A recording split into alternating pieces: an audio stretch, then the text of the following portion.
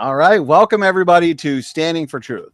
My name is Donny Budinsky, and I am your host for today's program, Dismantling So-Called Evidence for Evolution. And the question, is evolution really a thing? As Dr. Dino, always a privilege and a pleasure to have here with me. We are going to continue our response to Crash Course's video, who does put out good science-based videos, but it's once they get into science fiction, like the topic of evolution, that they go wrong. And so Kent and I are here to fix that problem. Now, Kent, did you know that after hundreds of hours of content together addressing this topic of common descent, there are still people out there that believe they're related to mosquitoes, banana plants, and whales? It is sad, brother. It's a target-rich environment. Yep. They've been trained to believe something real stupid. Evolution's the dumbest idea in the world. Agreed. And we're going to show the audience why tonight again. And so, Kent, to start off the show, I'd like to point out the fact that we've had an ongoing evolution debate challenge series for 2+ years. And so you've done just a huge multitude of debates. And so for those evolutionists out there that still believe that they're related to banana plants, whales, walking sticks, you name it. Kent, you got that chart actually, where a lot of the evolutionists you debate, we know what, yep, that one too shows that they all go back to single-celled like ancestor. I hear you. They're related to strawberries. Yeah, they believe they're related to a strawberry, a rose, a worm, everything. Everything's related. You tell them, I said that's real stupid. I'll debate them on it anytime. And behind you there's the evolutionism family tree. Oh, yeah. Professor Dave, related to a strawberry. Yeah, I got a bunch more to add to that tree, brother. I asked him, are you related to a snail? Yeah. You related to a strawberry? Yeah. You related to a cockroach? Yeah. They really believe that. They believe it's science. Brainwashing, but not. So for those that still believe that, feel free to reach out. The debate challenge is still ongoing. So if you want to step into the debate octagon with Dr. Dino himself, we'll set it up. We'll have some fun. Actually, Kent, I just finished watching your last 2 in-person debates on the topic of evolution, atheism, creation. And I thought you did an excellent job. I've got several points I'd like to bring up at some point during today's show, but I'm curious as to what your thoughts were on those debates and your interlocutors' arguments for evolution. Well, the one I did the other day against Mandissa Thomas, I was shocked that anybody could believe what she believes. It's just who taught you this stuff, you know? There's no evidence of any animal ever producing babies that are other than the same kind. They're just not, it's a religious belief, and they will never admit that. So it's pretty sad. I've done so many debates, I don't remember what the other one was, brother. Do you remember who? I'll take Matt Dillahunty on anytime. I'll take anybody on. Mark Bergen, MD. Bergen. Yeah. They've been brainwashed into believing something that just simply is illogical, impossible, and stupid. Real stupid.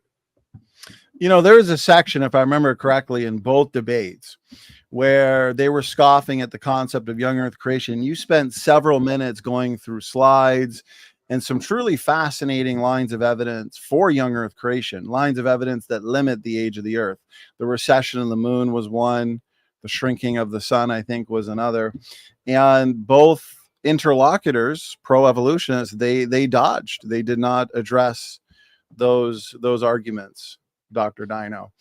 And so go ahead. Yeah, time is the first thing they have to have.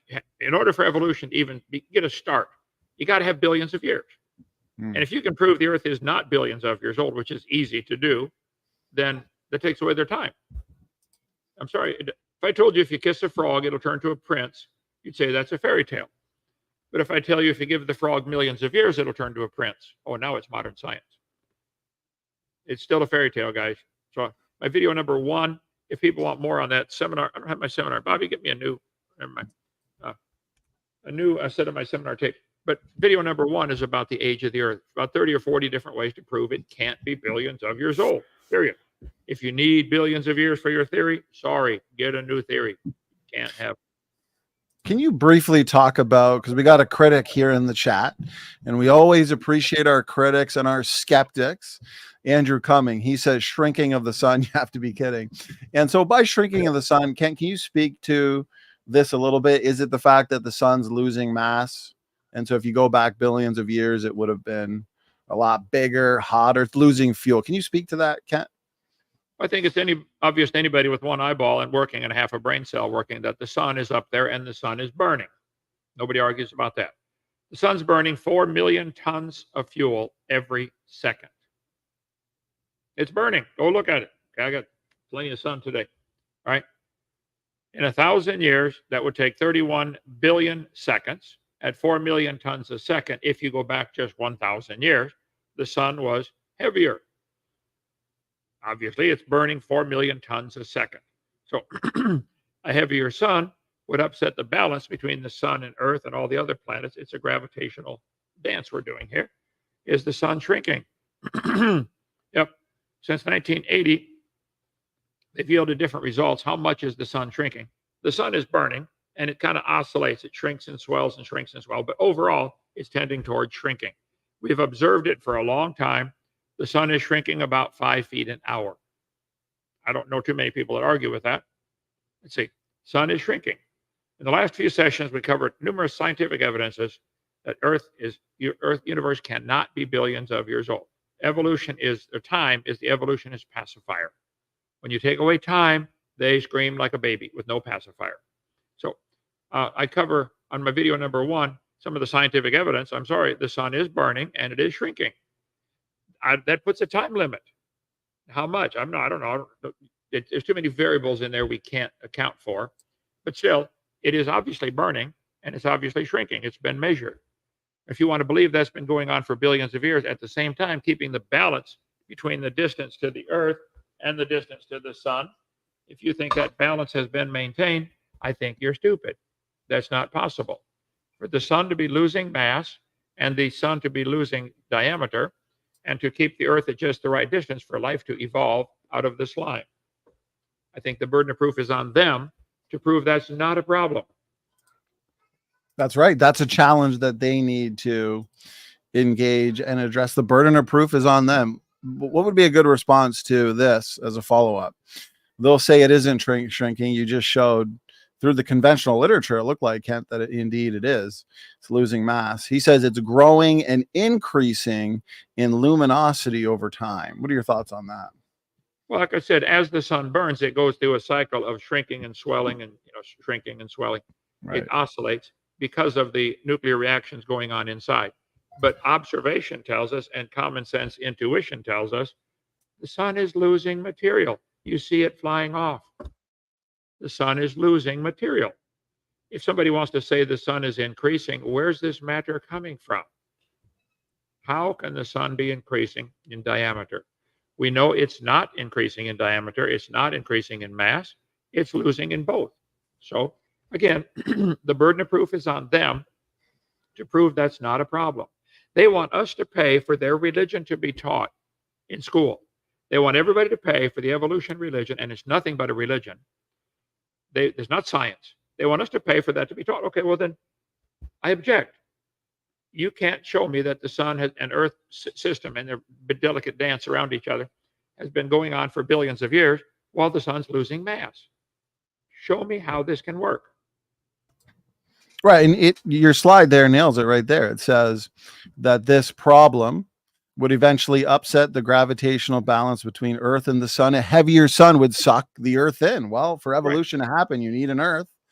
You need living organisms on the Earth to supposedly evolve from pond scum to people. So, okay, that's a good response, Ken. It's true. Donny, time is, yeah. Donny, if some of your keyboard warriors here want to have a debate on that topic, we'll schedule one for tomorrow or next day. I'll get more details ready and say we'll have a full-fledged debate on it. I've only done 362 debates, Donny. I want to get to 1,000 before I die. I'm 71. Come on, get me some more fast before I die. Okay? That's right. That's our goal. Get you to 1,000 and get you to 1,000 ASAP. We'll do one nearly every day if we've got enough of those willing to take the challenge. So here you go, Kent, one of your biggest fans, Creationist Crybaby. Kent, the moon is receding. So this goes back to the recession of the moon. Again, you use this argument. I know you used it in at least one of your recent debates. I'm pretty sure you used them in both, and your interlocutors did not have an answer. So the recession of the moon, the fact that it's moving away from us, this limits the age of the earth. Sure, it doesn't give us exactly 6,000 years, but it limits the age of the earth in the sense it doesn't give the evolutionists their 4.5 billion years to take their goo to you. So Ken, can you speak to that? And you know what? I'll read his comments, see what he's saying. So he's saying the moon is receding at about 3.8 centimeters per year. Since the moon is a certain amount from the earth, isn't this consistent with an earth to moon system billions of years old, Ken? No. Next question. Yeah, short and sweet, brother. Okay, again, it's obvious, it's observable science, and it's obvious intuition. The moon is moving away about, like you said, 3.8 centimeters or 3. What was the number? I'm sorry, 1.5 inches a year. It's been observed. It's measured. The moon is moving away from the Earth. Spaceplace.nasa.gov had an article about it, where the moon's moving away. We know why. As the moon goes around the Earth, it creates a tidal bulge on this planet. That tidal bulge creates a drag as the Earth spins. That tide keeps banging into the continents. It's creating a drag. It slows the Earth down. The energy is transferred to the moon, and the moon is moving further away. It's been observed. It's been measured. It's been proven. The moon is moving away about 1.5 inches a year. I don't know anybody who argues with that. The question is, how could that go on for billions of years? And the answer is, it couldn't. But see, this whole rabbit trail we're on right now, Donnie. Sorry for my throat. I've been talking for 4 days straight. This is only to rescue the first ingredient they need, which is time. All of this they desperately need billions of years. And they know full well, if you take away time, their whole theory collapses. Now, I would so quickly point out, Your Honor, even with billions of years, their theory collapses. Because time makes things worse. Things fall apart. They age, they degrade. It's the second law of thermodynamics. Things are falling apart, not getting better. So time is not going to help, okay? Time's going to hurt. But the moon is leaving us about 1.5 inches a year. This has been studied. Let's see, this is astronomy.com a couple years ago. No, 2 years ago. Bye-bye moon. Will the moon ever leave its orbit? Spaceanswers.com. Astronomy books are fond of quoting the fact the moon is gradually spiraling away from the Earth. Okay, I agree. Physics.org. Why is the moon leaving us? Oh, there's a go. 10 years ago, did an article. We know why the moon is leaving from lots of different factors involved. The tidal bulge on the Earth creating a drag. It's rated about 4 centimeters a year. Why is the moon getting further from the Earth? Moon is destined to disintegrate. Moon's orbit destined to, okay. Moon, Astro.Cornell University. Is the moon moving away? Yep. The moon is not in a circular path. It's in a slight oval, but the oval is enlarging 3.8 centimeters a year. Okay.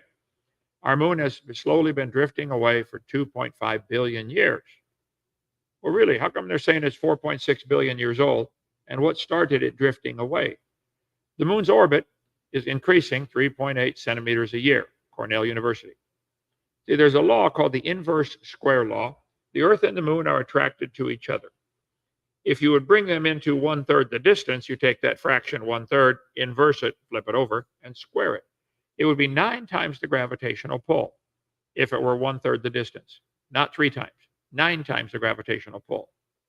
If you brought the moon into 1/4 of the distance, you take 1/4, flip it over, it's 16 times the pull. Inverse square laws apply with things involving gravity, involving light. Good photographers have to study the inverse square law. How much light do you have and what the distance your camera should be away? It involves magnetism. How strong is the magnetic pull? You get 2 magnets close to each other and they snap together because the pull increases with the inverse square law. It applies to girls. When I'm a certain distance from my wife, I'm attracted. When I'm 1/3 the distance, it's 9 times the pull. At 1/3 again, never mind, it's overcoming. Okay, so the Earth-Moon distance 1,000 years ago was 125 feet closer. No big deal. Million years ago, 28 miles closer. 10 million years ago, 248. This is assuming a linear regression, might be logarithmic, makes it worse for them. Okay. A billion years ago, 28,000 miles closer. 1.4 billion years ago, I think all the experts agree, the evolution of the lunar major axis collapses a little over a billion years ago. They've known this for 20 years. If you bring the moon in closer, all of a sudden, like two magnets, it snaps together. We take the moon's current rate of recession projected back in time from space.com, the collision between the Earth and moon 1.5 billion years ago. However, the moon was formed 4.5 billion years ago. Well, how do we explain that? Let's just change the rate. You don't know that. You don't know that the rate changed. All we can take is what we observe. We observe it's leaving 1.5 inches a year. You do the math on it with what we observe, you got 1.4 billion years. So if you wish to imagine that it's older than that, again, the burden of proof's on you. How can you explain this lunar recession problem? This is just one of 30 ways to prove the Earth is not billions of years old. And again, like I said, this is only the first obstacle they've got. Then you got to get, where did time, space, matter come from? Where did energy come from? Where did the laws come from? It goes on and on and on. That's right. I think you nailed it. They think time is the hero of the plot for the story of Goo to You evolution. But the fact is, lots of time is still not going to help them because things are breaking down. We've got the law of increasing entropy at work. And so even with lots of time, you just get more degeneration, more extinction, but they need time. They need time to take their bacteria-like organism to biologists. So Kent, that's an excellent response. And you know, in all of your debates and all of your years doing this, I've never seen a real good, convincing response to the recession of the moon and the shrinking sun. To the recession of the moon, they just repeat the argument. And Hugh Ross even used this argument with you years ago in your famous debate with him. They just say, oh, well, it's not linear. And so maybe that can take them back to the 4.5 billion years. But you pointed out, if I understood you correctly, that's not going to save the day for them. Well, that still begs the question, where did the moon and the Earth come from? How did they get spinning around in orbit? How did they get this nice gravitational balance? I mean, if the moon were closer, the tides would be higher. Way before the orbit collapses, the tides are going to be higher and going to wreak havoc on Earth. So, plus, where did the Earth come from? Where did the moon come from? How did they get so neatly balanced around each other?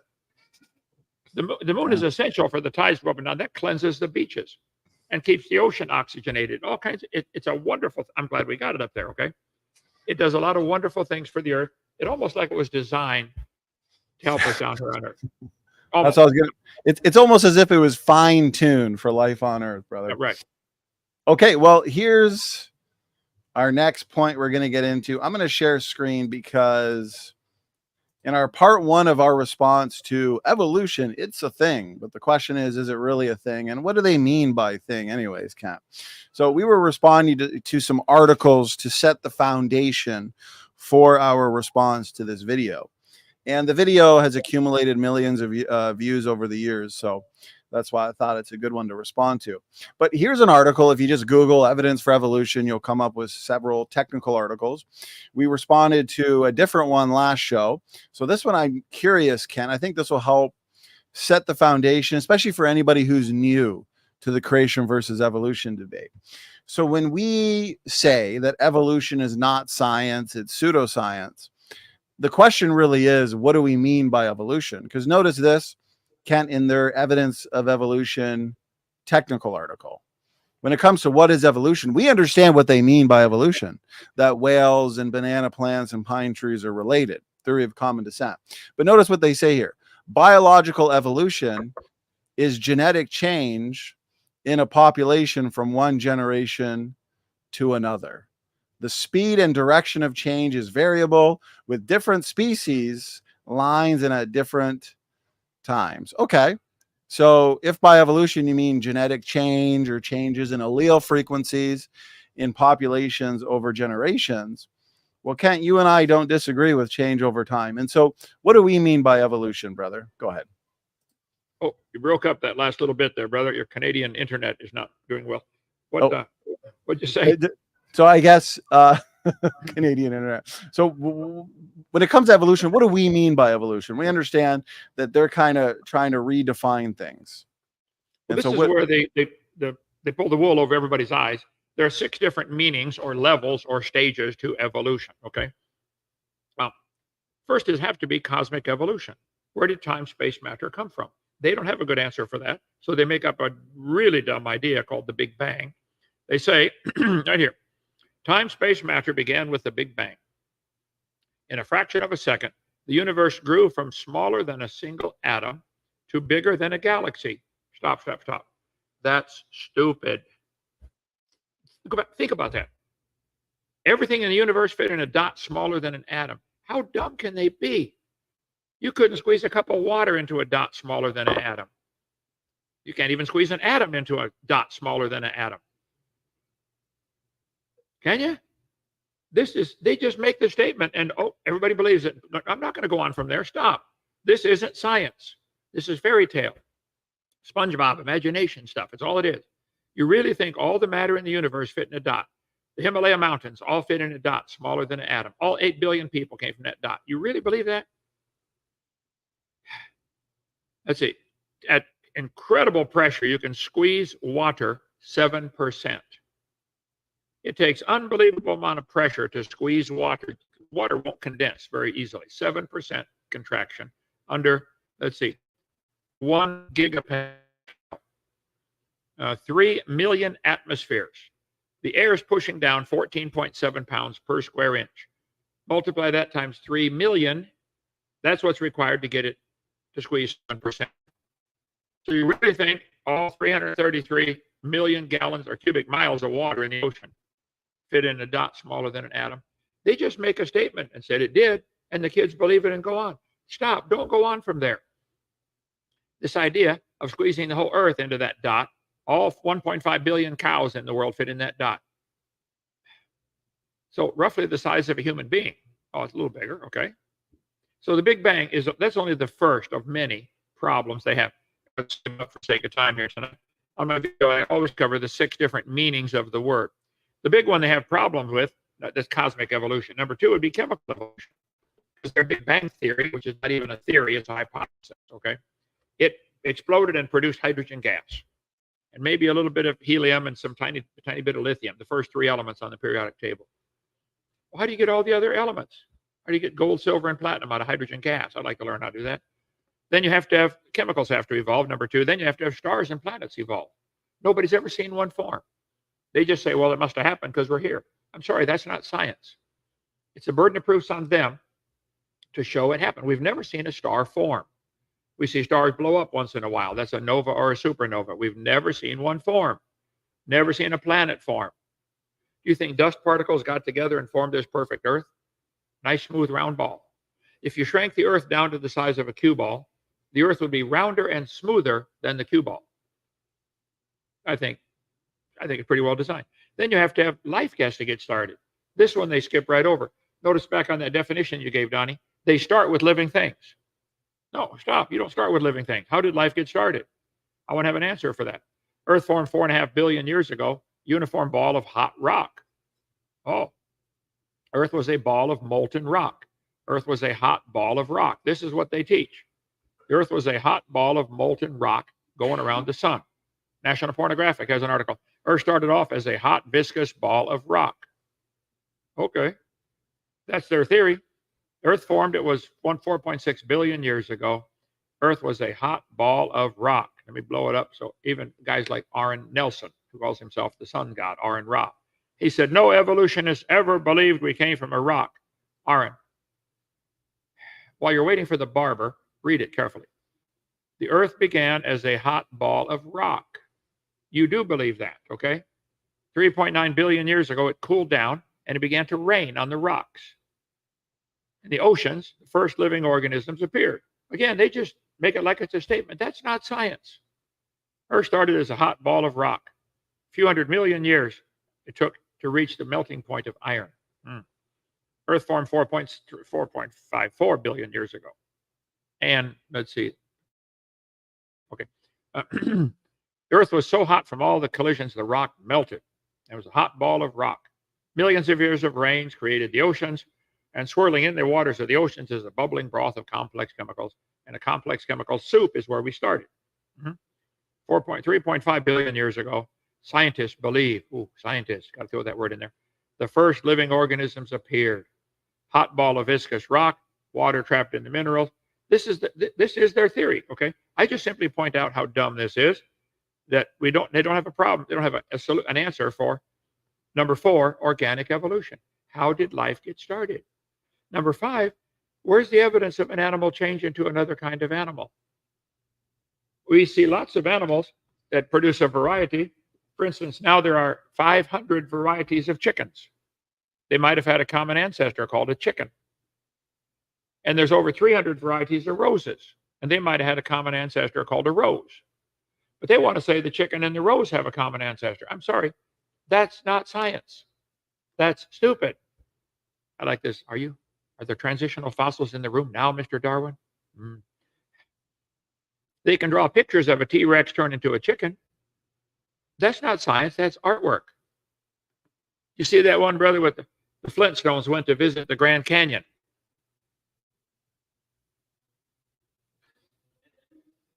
When it first got started.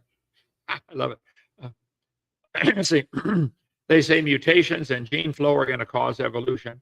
No, it's not. There's no known mechanism to change one kind of animal to another. So that's number 5, macroevolution, and it's not science. We cover all that. Then number 6, the Bible says they bring forth after their kind, after their kind, after their kind. It couldn't be more clear. They always make 450 breeds of cows, probably had a common ancestor called a cow. You might get a big cow or a little cow, more milk or less milk, okay? But you're going to get a cow. So, and they go through the different kinds of dogs. Number 6 is what they referred to, trying to sneak in the other 5 under the blanket of variations happen within the kind. Certainly, I agree. That's all we've ever seen. That is where science ends. The first 5 are religious. So when they say, let's talk about evolution, I say, which one you want to talk about? Because there are 6 different meanings to that word. And they always want to talk about number 6. And I agree, it happens. Variations happen, but they're limited. They now have big dogs, little dogs, but they're limited. They're never going to get a dog as big as Texas, I promise you. There's a limit somewhere in there. That's right. Great rundown, brother. I like that with Aaron Ra. Yeah, while he's waiting at the barber, he can hear once again why they truly do believe they came from a rock. Ken, if you had $1 for every time that you had to show an evolutionist that yes, they do believe they came from a rock, you'd be a trillionaire, at least a billionaire. I need it too. Send it. Okay, here we go. Let's get into the video now. And so, Kent, I should say, as we know, especially from the previous video, evolutionists, they tend to say more things wrong in a single sentence than things or words that are in that sentence. So we're probably going to want to pause frequently. So what I'll do, and maybe Joseph can help me out, my good brother, is we'll leave you on unmute because I'll be screen sharing and playing the video, and just give a verbal stop or something like that. Just say anything for me to hear. We'll stop and you'll be able to respond. So, okay. Here we go. Let's get into our video here.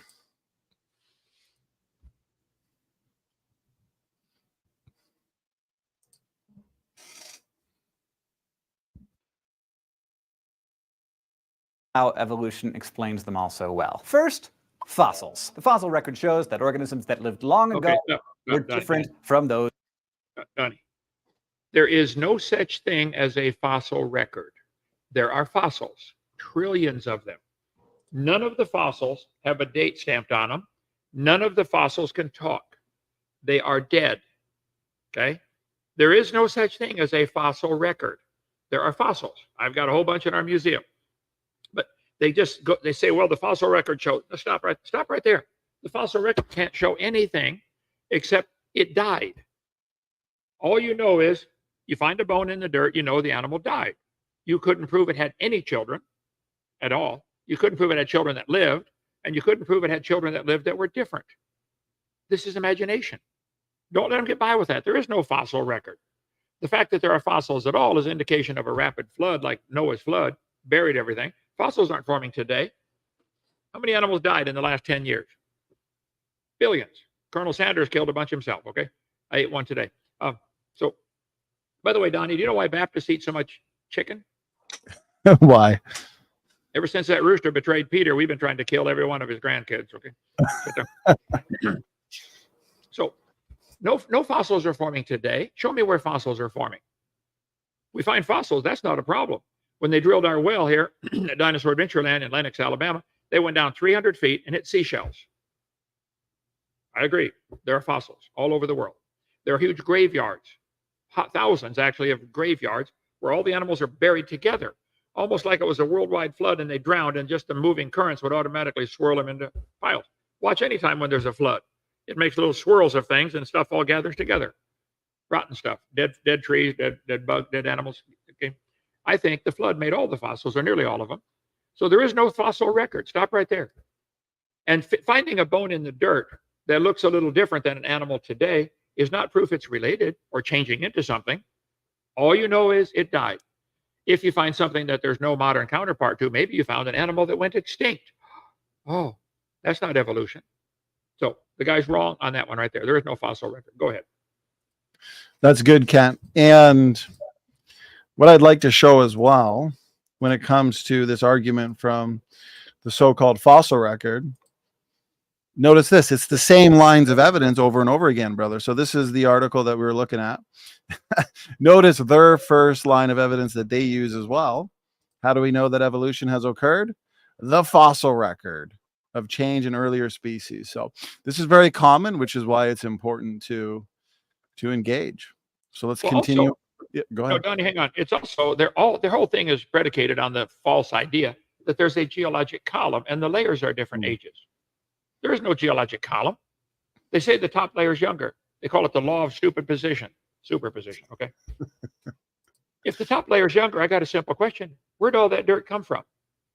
They're saying the Holocene is only 10,000 years old, but the Archean is 2.5 billion.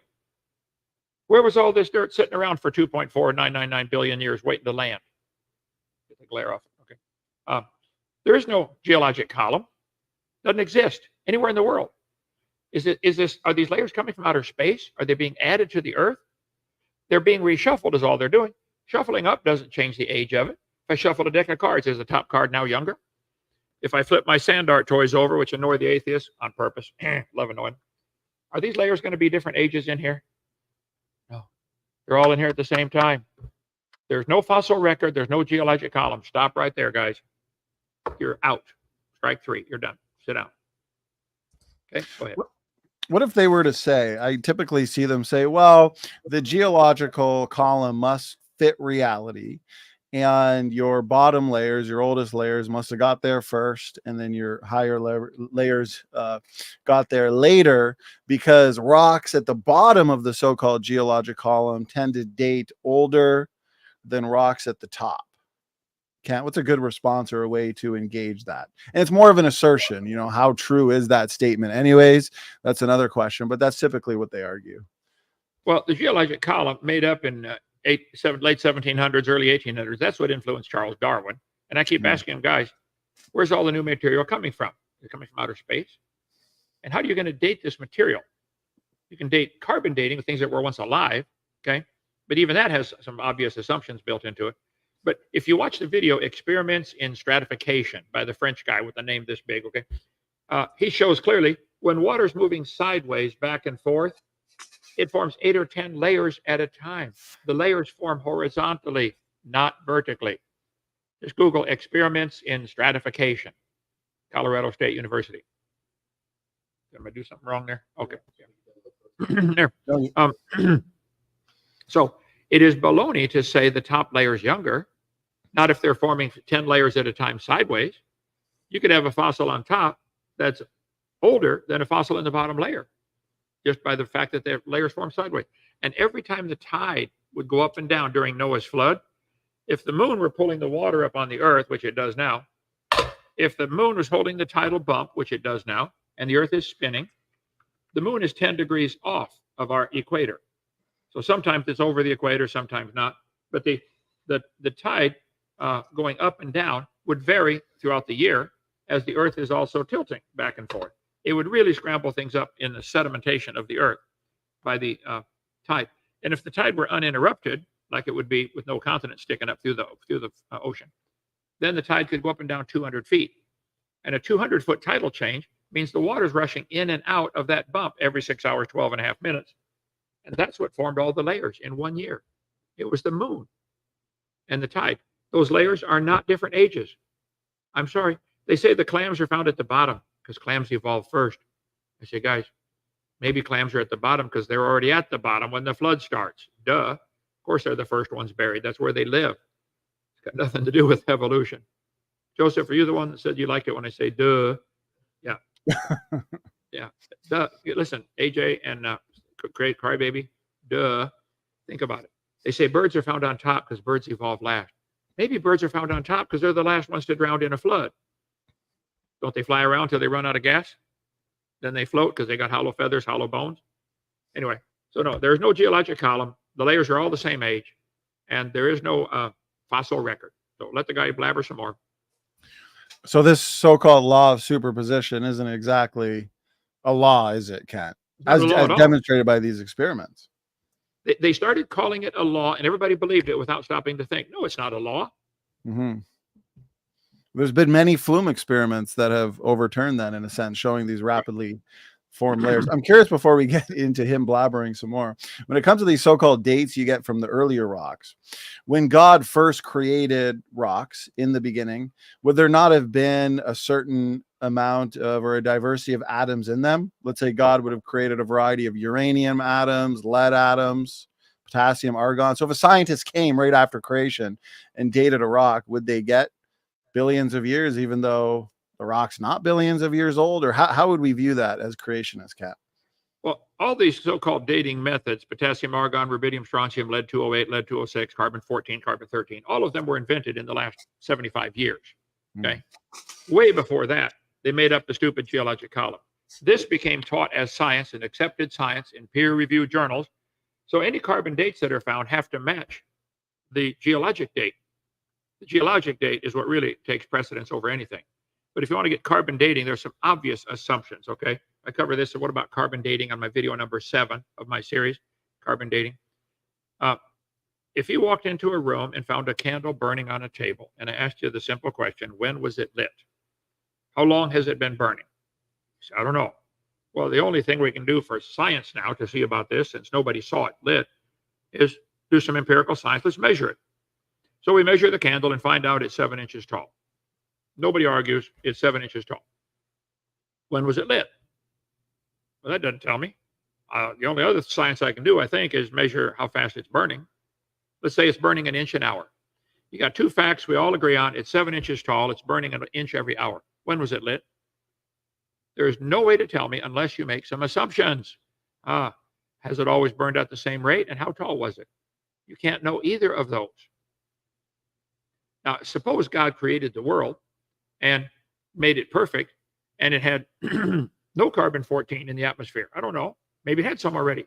The plants are breathing in CO2, making it part of their body. Animals are eating the plants, making it part of their body.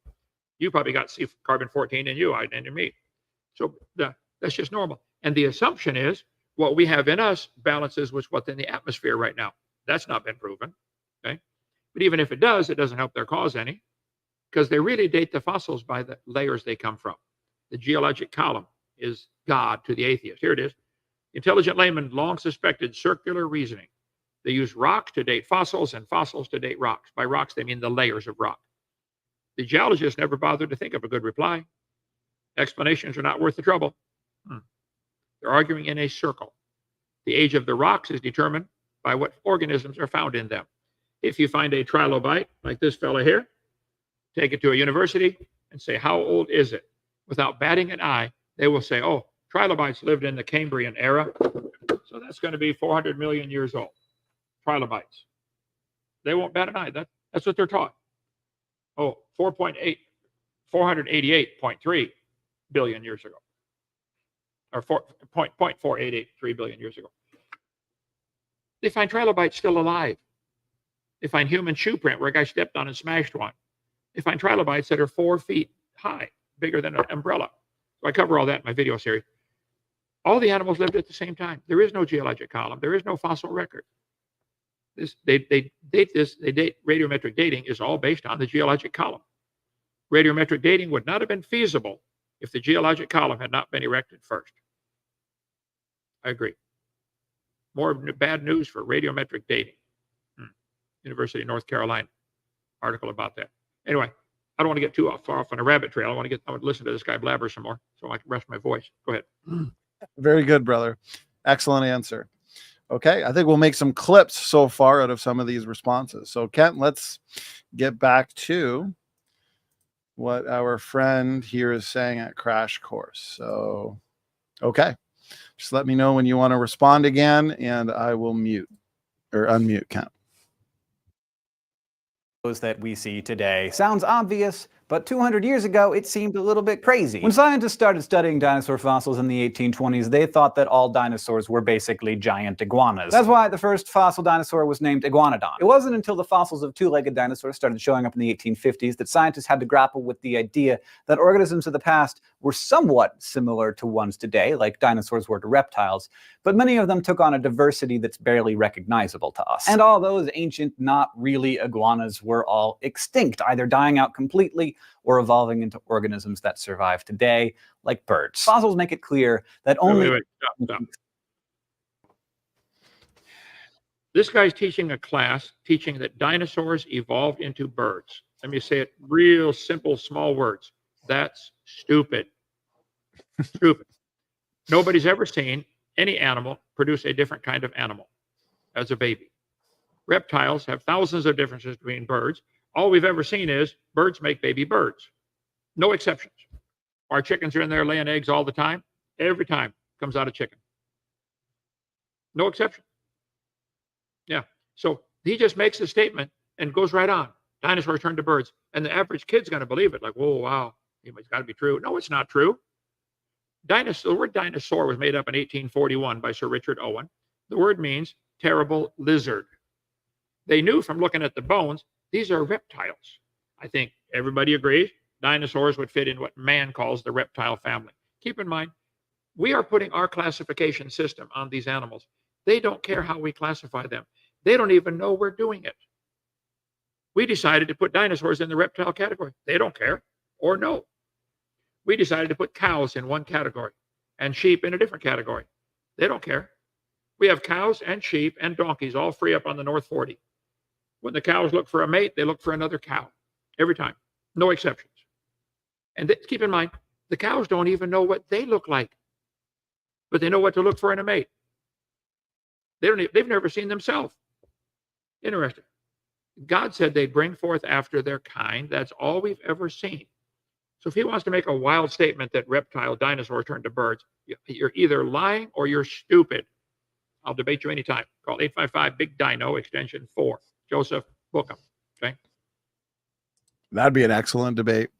So Ken, evolutionists, they love their taxonomy. They love their classification systematics. And so what's a good response to a proponent or a guardian of common descent that would argue, well, birds are dinosaurs and dinosaurs evolved into birds because birds today, when you compare them to any other creature on the planet, including fossil creatures, birds look most similar to a theropod dinosaur. What would be a good response to that, Ken? We have a turtle that looks just like a Volkswagen. The fact that they're saying a bird looks like a theropod dinosaur, and they call that science, the fact that they look alike, got two legs, it's dumb. There are thousands of things that have to change, from cold-blooded to warm-blooded, from scales to feathers. The reptile lung is totally different than the bird lung. There are thousands of, the eyes are different. They're just dreaming. I think the demons and Satan are making up these stories and seeing if humans are dumb enough to believe it. And they're having a party laughing about, oh, they believe it. Look at those guys believe the earth is flat. Ha ha, we fooled them. Okay. They've got to be laughing at humans for believing the dumbest things, that they come up with these wild ideas. Okay. And their goal is to keep people away from believing the gospel, the saving gospel of Jesus Christ. Well, God said 20 times in the first 7 chapters of the Bible, they will bring forth after their kind. And then they're going to argue what's a kind. They know what their kind is. Let them loose in the woods. They already know. They don't even think about, our sheep don't think about looking at the donkeys and say, oh, wow, that'd be a good husband. No. They're afraid the thing's going to kick them in the head. Okay, so they stay away from it. So there are no exceptions. And again, our classification system is something we impose on the animals and plants, and they don't care. They don't even know we're doing it. So they say, well, it's a brand new species. It's the same kind of animal. There are 339 recognized breeds of dogs that probably had a common ancestor called a dog. And they're limited. Small dog, big dog, but they're never going to get out of the dog kind. Now there's 26 different definitions of the word species. Nobody's got a good definition of species either if they want to argue about that, because they'll say, what's a kind? Okay, you tell me what's a species. And why would that matter? Turn the animals loose. They know what to look for every time. Show me where one went into what you think is enough to show evolution, where an animal produced babies that were different enough that you say, see, that's evidence it's changing to something else. Show me that. And you'd have to have trillions of those to make these wild changes they put on our charts. They teach the kids in school, all the animals in the world came from a protozoa or an amoeba or a bacteria, single-celled creature. You think a whale came from a single-celled creature? Single-celled creatures don't have lungs, don't have flippers, don't have skin like the whale, don't have eyes, don't have ears. There's a lot of changes, okay? It's imagination. This isn't science, that's all. That's right. Man's classification system is not the same as God's classification system. So a lot of it might be the same in some areas. I don't think the animals care. I don't think God cares. I think God's classification system came first, bring forth after their kind. Show me where that didn't happen. Right. I think you've made a good point over the years that when it comes to classification, you got kingdom, phylum, class, order, family, genus, species. At some levels, it's the family. At other levels, it might be the genus. So, okay, Kent, very good. Let's continue seeing what he's got to say. So we'll share screen again. And I like how you point out the assertions when they just say something. Birds came from dinosaurs and then quickly move on. It's very important that we call those things out. Okay, here we go. Explain the origin of these new kinds of organisms. For instance, fossils taught us used to walk. Whales. Hang on. Did you notice he used the word kinds? New kinds of organisms. Yeah. See, it's okay for them to use it. The title of this is Evolution a Thing? Is a kind a thing? Yeah. We know what a kind is. Let me call up the definition of the word species, and I'll show you how they define species. Let's see. What happened here? Did I get the wrong one? Oh, here we go. Okay. And this drives them crazy. It's not actually a drive. It'd be a short putt. Okay. Definition of species. Here we go. Back to that one. Here. I like PowerPoint with all the hyperlinks, brother. There you go. What's a species? Species defined as a group of organisms that can reproduce naturally with one another and create fertile offspring. But that's what God said. They bring forth, have babies after their kind. Species, a kind or sort. Merriam-Webster dictionary used the word kind. Synonyms for species. Oh, what is it? A kind. Biological definition of species. Group of organisms that share genetic heritage, able to interbreed and create fertile offspring. That's what the Bible says they can bring forth. Okay. But God said they'll bring forth after their kind. After their kind. After their kind. It has to do with bringing forth, i.e. having babies, okay? That's all we've ever seen.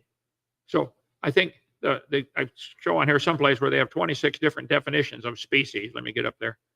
To this day, scientists struggle with what's a species from Scientific American. The debate over species definition is far from over. Let's see, right here. There's no general agreement among biologists on what species are. At last count, there were 26 published concepts in circulation. So they don't know either. So why are we teaching their religion and not mine in the schools? Theirs is a religion, nothing else. Go ahead, Don. That's right. That's right. Excellent points, Kat. Okay, here we go.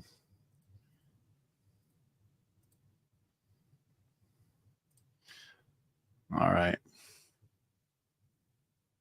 Are cetaceans, a group of mammals that includes porpoises and dolphins, and biologists long suspected that whales descended from land mammals. Partly because some modern whales still... Donnie, we've been at this an hour, and we've covered 1 minute of this guy's blabber, okay? Send me the link to that guy. I'll just hit pause every word. We got to stop every word. Okay. He said, just make a statement. Whales descended from land-dwelling mammals. Nobody's ever seen a whale produce a non-baby whale, ever. He's imagining this. Whales always make baby whales. If he knows of an exception to that, I'd like to see it. I did a whole section against AJ on whale evolution. There is no evidence of any animal changing to a new kind. So he just made the statement, moved right on. I guess I got it in here somewhere. Embryology, in here, whales. But I'm sorry. My throat's about gone, Donnie, if we can take up another time. But we took 2 programs to cover 3 minutes. Yeah. This guy, I will debate him anytime. I'll debate him every day for the next month, if that'll help him. 1 word at a time, probably. He's not going to make those statements and dance on and leave me in the dust. I'm going to stop him. He said, whales come from land-dwelling. No, show me this. That's propaganda. That's not science. Don't worry, Kent. We can turn this into a series that we do right up until the second coming of Christ. Okay. Or when he finally says, you know what? Okay, I'll debate you, Kent. We'll make sure it's a fairly moderated debate as well. And so if you don't mind. I don't even know his name or where he's at, but can you get a hold of him and challenge him? Yeah, I could try. Actually, a few people in the chat said that they can try getting a hold of him as well. So we've done 2 parts already, both an hour long. So if he sees it, let's now, keep in mind, he is not teaching a biology course. He's teaching a propaganda course. It's not biology. Okay? That's right. So, brother, if you don't mind, maybe we'll wind down, just do 2 or 3 more minutes and get a couple of these audience questions. We can do rapid fire, and then we'll call it a night. Okay, Kent, appreciate it. So, Apologetics 101, question for Kent. How do you respond to an evolutionist who claims that evolution does claim that things evolve into the same kind because they reclassify a modern animal by its ancestry? I'm not sure I understand exactly what you're asking there, but they changed the border. They move the goalpost with evolution all the time to say this is a new kind. And keep in mind, no fossils are going to count. In an honest court of law, if somebody brought a bone in and said, Your Honor, this bone turned into this animal. Stop. You don't know this bone had any children. None, let alone different children. So don't let them get by with that. So how do you respond to this thing is blocking my view here. The claim that things evolve into the same kind. I would say the Bible says, can you move it up just about a couple inches, brother? That's all we've ever seen. Animals and plants produce the same kind of offspring, just like God said would happen. So they reclassify by its ancestry. How do you know what its ancestry is? I'd like to see how they found that out. They imagine that it evolved from something in a lower strata, and there's no geologic column, there's no fossil record, and no bones count at all. So I'd like to see how they prove that. Well, we just finished a series with Carl Werner. He spent years going out and investigating these fossils, and he discovered countless living fossils, including mammals living with the dinosaurs, which is what we'd expect. But the evolutionists, they're so biased, full of propaganda, that even though the creature looks exactly the same, hasn't changed at all in supposedly millions of years, they give it a different species name to try and deceive the children, deceive people into thinking, okay, these creatures look the same, but they're a different species. So it's just evolutionary propaganda is what it is, brother. Okay, here's a question from, this was a good one that came in near the beginning, and actually maybe I lost it. So the question, Kent, was from someone in the chat wondering if gene duplication. So I lost the question. I apologize, but I do remember what it was. So they're asking if gene duplication, a region of the genome is duplicated, is a way for evolution to press forward. Is it a way to add new information? It doesn't add information to duplicate what's already there. If I said, here, I'll give you this book, a copy of this book. No, I'll tell you what, I'm going to give you 7 copies of this same book. It's not new information. It's the same stuff over and over again. Show me where new information was created. They can't, because it doesn't happen. Duplicating making a mistake. It's a typographical error. That's what all mutations are. Nobody's ever seen a beneficial mutation. All mutations are harmful, fatal, or neutral. And how many trillion mutations would you have to change a protozoa into a whale or a human? It doesn't happen. It's imagination. And if you want to believe that, that's fine. I don't care what you believe. But don't call it science, and don't put it in our public school classrooms and make all of us pay to have that propaganda taught. Go start a private school, teach your evolution religion to whoever wants to pay and come learn it. But I'm going to fight this one until I die, Donnie. Then my videos are going to keep going after I die. So, yay. That's right. That's right. They're going to spread wide and far. Okay, here, we'll wrap it up, I guess, with this last question here from your biggest fan. A show responding to evolution is simply not complete, right, Kent? Without Creationist crybaby. So, Kent, you've presented a fossil record based on the flood. So what are you talking about? I think he's trying to say, oh, we do believe in the fossil record. What are your thoughts, Kent? I was going to ask him, what are you talking about? Oh. There are fossils in the ground, trillions of them. If you want to count diatoms, probably quadrillions, okay? And lime, different things, rocks that are made up really of 100% pure fossils, okay? So there are lots of fossils in the ground. I think there's a little bit of sorting based upon common sense reasons, like maybe they're sorted based upon their habitat. If there was a worldwide flood, the tide going up and down, back and forth, would tend to sort them by their body density. Just like if you shake up this thing, it tends to separate the layers by density. Apparently the sand, the blue sand, the black sand, and the white sand are different density. I don't know, didn't build the thing. But they're going to settle into layers by density. I think clams would tend to be found in the same layer because they have similar body density. Birds might be found in a different layer because of their body density. So I think the flood is the only good explanation for why there's any sorting at all. But the sorting is not uniform everywhere. All kinds of tangled up messes occur. In a flood, in a disaster, the little bit of sorting, if there's no time, they just all get tangled up together. Okay, Ken, very good. I appreciate it. Let's give your voice a rest, brother. You did a good job. This was a fun second part to your response, our response here to Crash Course. So, brother, any final words, final thoughts you wanted to leave us with before we shut her down? Has anybody transcribed what he did where you can see the words he's saying and then we'll stop that way? That would be better. There's probably a program to transcribe it, right? Oh, yeah. Yeah, we can definitely do that. Maybe if someone wants to help me out with that, we can get the full transcription, and then we can just go through word by word and reference the video, but say, hey, this is what he's saying, and then we can respond. Well, see, this is like under Adolf Hitler, they used propaganda. They had keywords they would say all the time, like Jews are an inferior species, like they're a different species. They're human. Come on. So you got to take word by word with what they're saying here. It's nothing but propaganda. That's right, brother. Okay, well, I appreciate you doing this. The hour's flown by. Let's put the challenge out there again to the evolutionists in the chat. Anybody who wants to defend the idea that they're related to a banana plant and a whale, reach out to either myself or Joseph, and we'll set up some debates, because Kent, we got to get you to debate 1,000, brother. Yeah, please do. Please do. Okay, God bless you, Kent. We'll let you enjoy the rest of your night. We'll see you later, and I will stick around for a little bit and go over some reminders and also some announcements.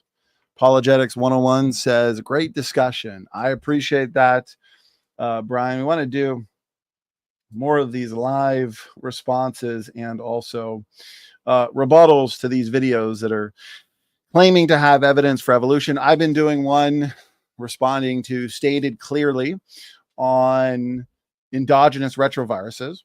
And so if those in the audience have not yet seen it, do check it out. I've done 2 parts, and I'm currently working on the third part. Third part is going to be technical. The whole series has been technical. Endogenous retroviruses is a technical topic, so it requires a sophisticated rebuttal. But part 3, I'm going to be focusing on the origin of retroviruses in general. Okay, so if you're not yet caught up on that series, please check that out. Doki says, super chat came in about Carl Werner. Okay, let me scroll up and see, since when I'm screen sharing, Unfortunately, I can't see the chat at the same time. So let's see here. Super chat. Yeah, if you haven't seen the show or series that I've done with Dr. Carl Werner, we have, so Monkey Man makes me laugh. So watch the series of living fossils, and Dr. Carl Werner shows through the textbooks, the museum representations, you see dinosaur depictions, but very rarely, if ever, do you see depictions of these mammals and these birds and these other creatures that we know for a fact lived alongside these dinosaurs. We also understand that there's tons of what's called living fossils, creatures that supposedly haven't changed in tens of millions of years. Coelacanth is one of them. And it's funny because though oftentimes the evolutionists likes to ask, oh, why don't we find humans and dinosaurs in the same layers? Or why don't we find mosasaurs and blue whales in the same layers? And it's like, supposedly coelacanth went extinct 50 or 60 million years ago and hasn't been found in the fossil record all the way through the so-called geological column, but then we find them today swimming around in the ocean. So that means coelacanth has coexisted not only with humans, but other creatures that live in the water, like mosasaur or whales or sharks or fish. But yet we don't have any evidence for that if you're just going to look strictly at the rock strata and the fossils.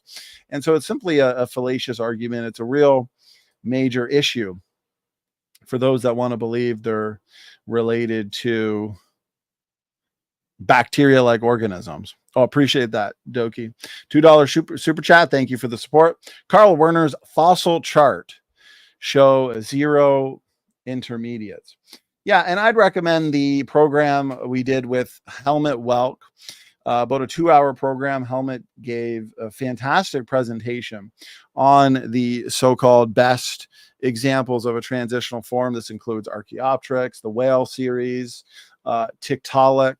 We discussed the true tetrapod foot tracks that were found in Poland that predate Tiktaalik, the so-called famous fishapod, by 15 or 20 million years, roughly. And these are true tetrapods that are living before Tiktaalik, which is supposed to be a transition from fish to land-dwelling tetrapod. Okay, and so what we see is overlap, coexistence, intermingling. This is what we see in the fossil record, and this is what we would expect to see in the fossil record if if creation is true.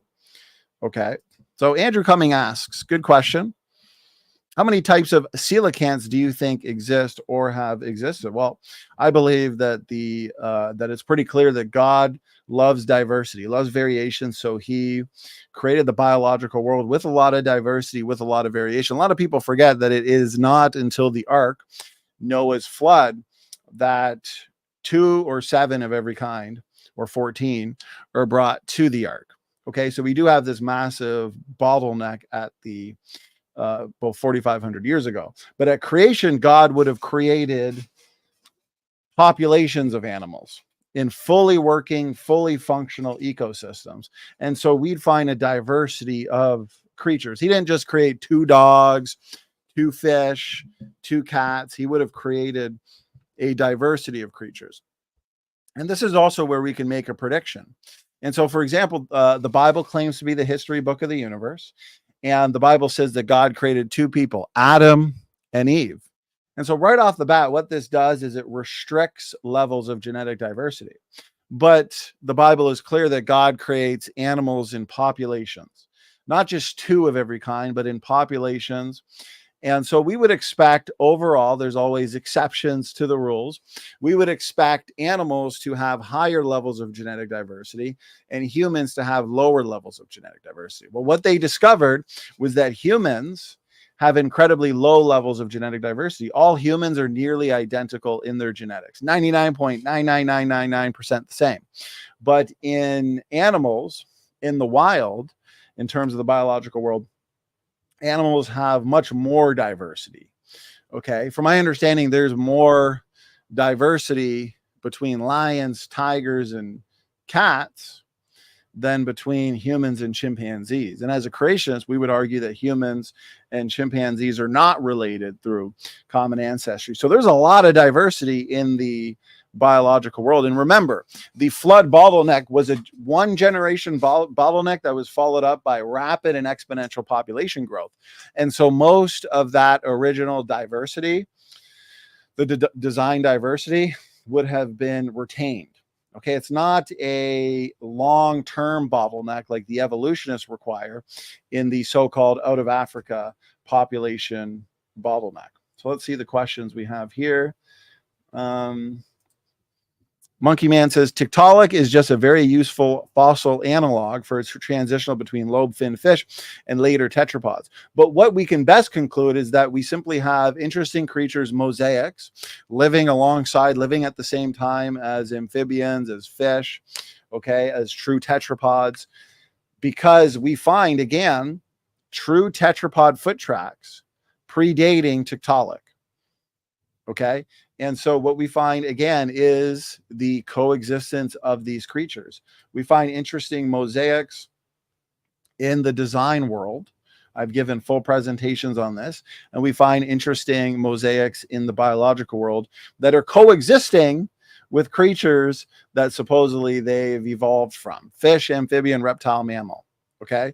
But we see this coexistence here in the fossil record. So let's see some more questions. Crash course here. He was moving into, and he briefly discussed whale evolution, the whale series. So I've got plenty of slides, as a matter of fact, on the so-called whale series. And so here represents their series, roughly their series, where you've got Endogenous, Pakicetus, Ambulocetus, Basilosaurus, modern cetacea like blue whales. Okay. And there's other ones, and Rhodocetus is another one. And so if you actually look here, going from Pakicetus to a blue whale over time, this is a size comparison. So here's Pakicetus, small mammal creature, land creature, and here's blue whale. Here's a blue whale. Now, I understand it's not this direct line, okay, and its population's evolving over time, but the amount of changes that would have to take place in order for whale evolution to be true. I mean, fully aquatic whales vary in a great multitude of ways. Blowholes are one distinction.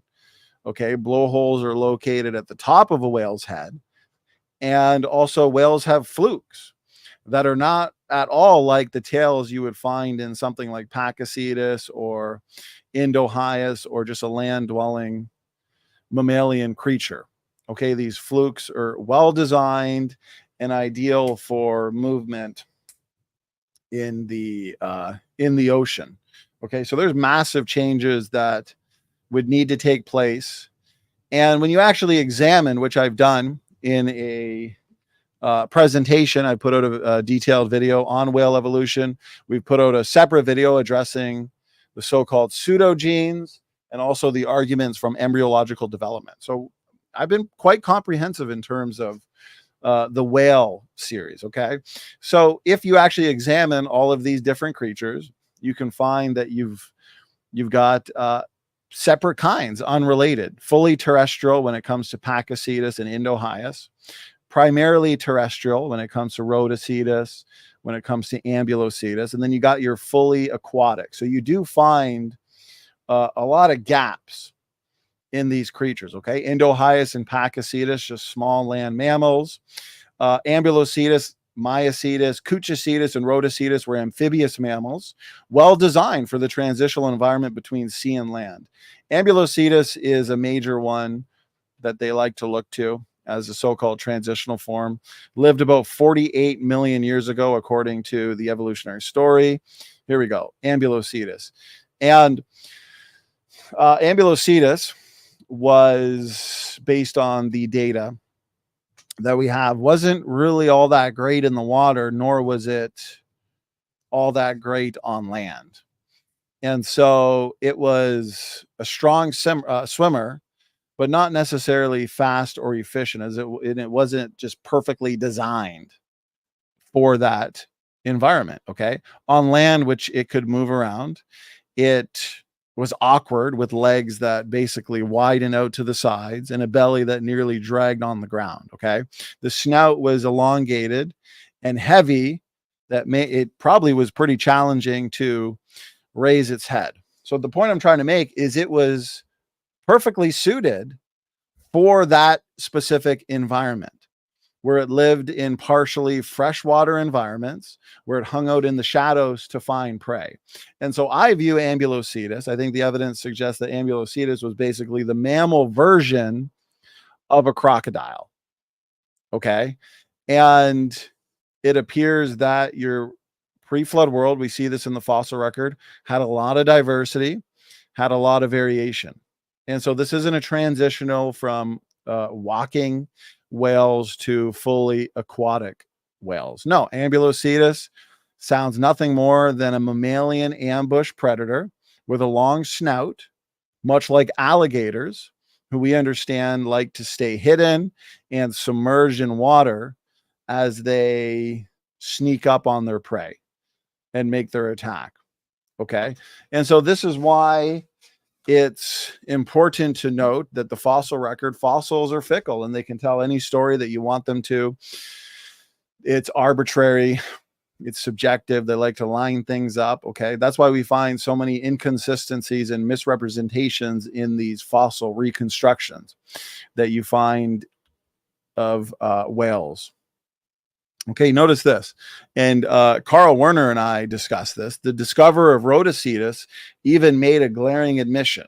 He said, I speculated that it might have had a fluke. I now doubt that Rhodocetus would have had a fluke tail. Okay, Basilosaurus. So I've gone through all of these, and even the so-called vestigial whale pelvic bones, we understand, play a key role in reproduction. So there's a function there. So in a nutshell, we have the main candidates, the icons, that we can fully explain from a creationist perspective. Okay, so I just briefly wanted to cover those slides, and also let's see what the chat is saying, and maybe I'll find my other slides on ancestry that I wanted to touch on. Okay, let's see here. Simple Grace says, Donnie, is it okay if I reach out to Hank Green on your behalf? Yeah, feel free to do so.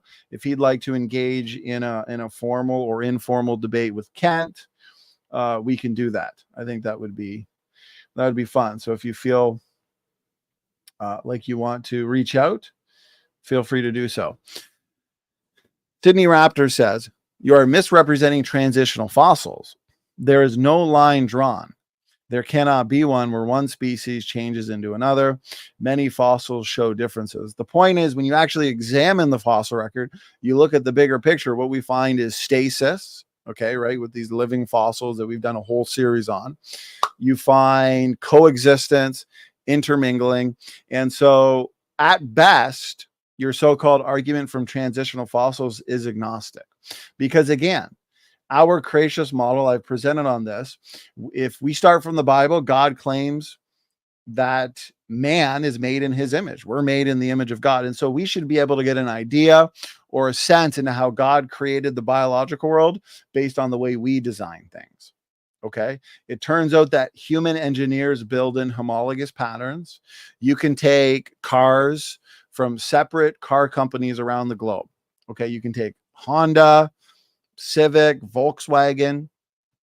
In Europe, you can take cars from here, Canada, and the United States, like Chrysler, Ford, GM, and you're going to find all kinds of similarities. Okay, it doesn't mean that they all share a common Arctic ancestor. Point is, humans build in homologous patterns. Humans also naturally, okay, they're not intentionally doing it, but humans naturally build in hierarchical patterns where you have sedans sharing a lot more with a hatchback than they do with a semi-tractor trailer or a boat or an airplane. So there's this natural nested hierarchy in the same way that there's a natural hierarchy in the biological world where you have humans looking more similar to chimpanzees than humans do to, let's say, a dog or a fish or a bacteria. So there's this natural hierarchy. Similarity does not equate relationship. Similarity does not demand common descent. Okay. And when it comes to so-called transitional forms, well, we as human engineers design all sorts of interesting vehicles, for example, or tools. Okay. In terms of vehicles, you have the crossover SUV, which blends the features of an SUV and a van. The military has invented the military amphibious assault vehicle, which isn't really good in just the water or good just on land. It is good for that transitional environment from sea to land. If you want a vehicle that's good just for the sea, then you have a military ship, or for the land, you have a tank. But for that transitional environment from sea to land, you have a military amphibious assault vehicle, in the same way that God designed creatures like Tiktaalik, which is suited for its environment, and like Ambulocetus, which again is suited to its environment. So hopefully that helps. Okay, let's see what other questions we've got here in our awesome chat. Kakarot, good to see you. Kakarot and I engaged in at least 2, I think, discussions or debates in the past. I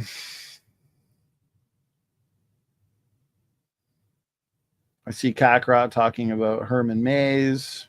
Herman May's main argument has to do with nested hierarchies in neutral variation. Evolutionary scientists like Herman May's, they start from a junk DNA starting point, okay, where they believe that the majority of the genome is junk, represents broken genes, viral fossils, and supposedly these genetic markers form hierarchies, okay? But the creationists, we predict design variation, designed or functional variation, rather than just neutral variation. And so these hierarchies are then, if that is true, we can make predictions, are explained as hierarchies by design due to function, rather than hierarchies by descent, okay, due to evolutionary leftovers, let's say.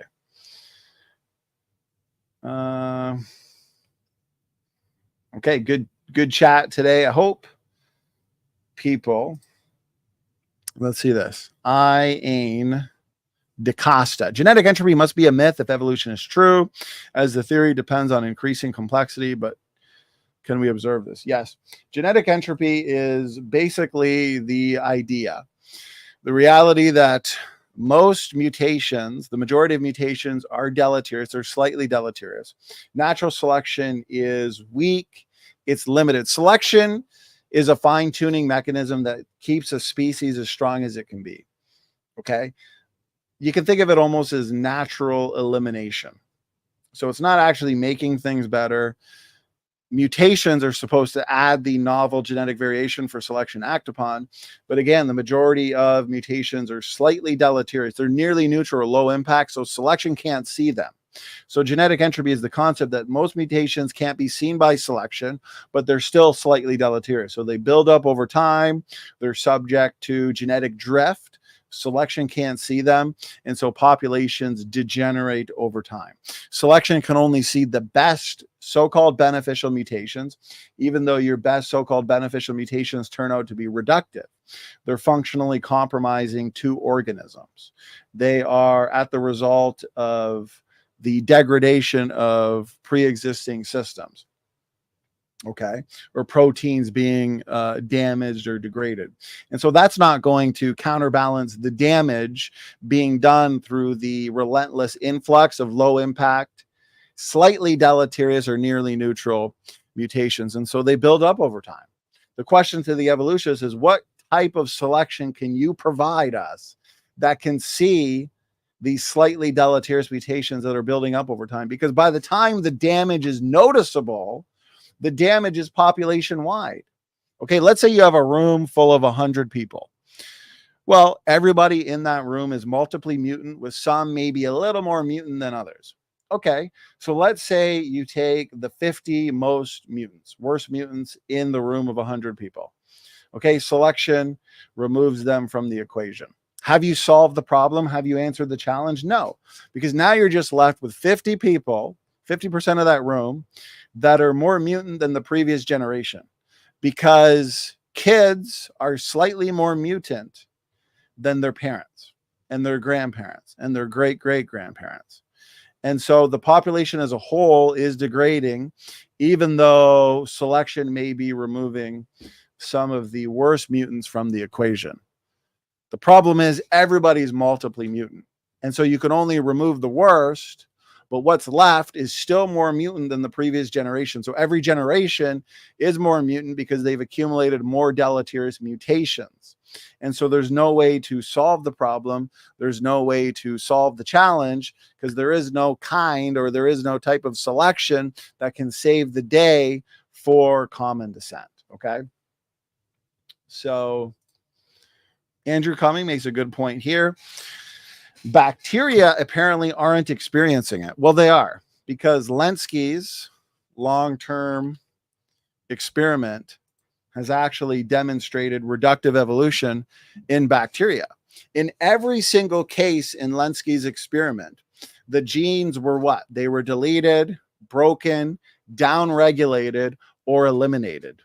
And that is akin to removing weight from your car to temporarily get better gas mileage.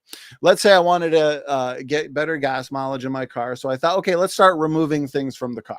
Removing weight. Okay, remove the side mirrors, remove some of the seats in the car, remove just some weight. You're basically destroying the car, but now the car is lighter. And so you're going to get better gas mileage. But this isn't telling you how the car was built, how the car was designed. It's actually just a short-term or a narrow increase in fitness, if you want to use that word. Okay, because overall you're destroying the car to get that temporary benefit. And that's what we see in Lenski's experiment. And so the best way to speed up growth in Lenski's long-term E. coli evolutionary experiment was actually to eliminate genes. And so his bacteria, they've become lazy. They've lost a lot of genes. They've shrunk in functional genome size. They're backed up into a corner, and basically necessary genes in his bacteria, they were removed since those genes slowed down the bacteria. So that goes back to the car analogy. Yeah, temporarily you're going to get better gas mileage, but it's at the expense of destroying the car. And so these bacteria are being degraded, they're being destroyed, they're being eliminated in terms of pre-existing systems and genes. It's not making them better. And so yes, bacteria are also subject to genetic entropy or genetic degeneration, as Lenski's bacteria have experienced reductive evolution. Okay.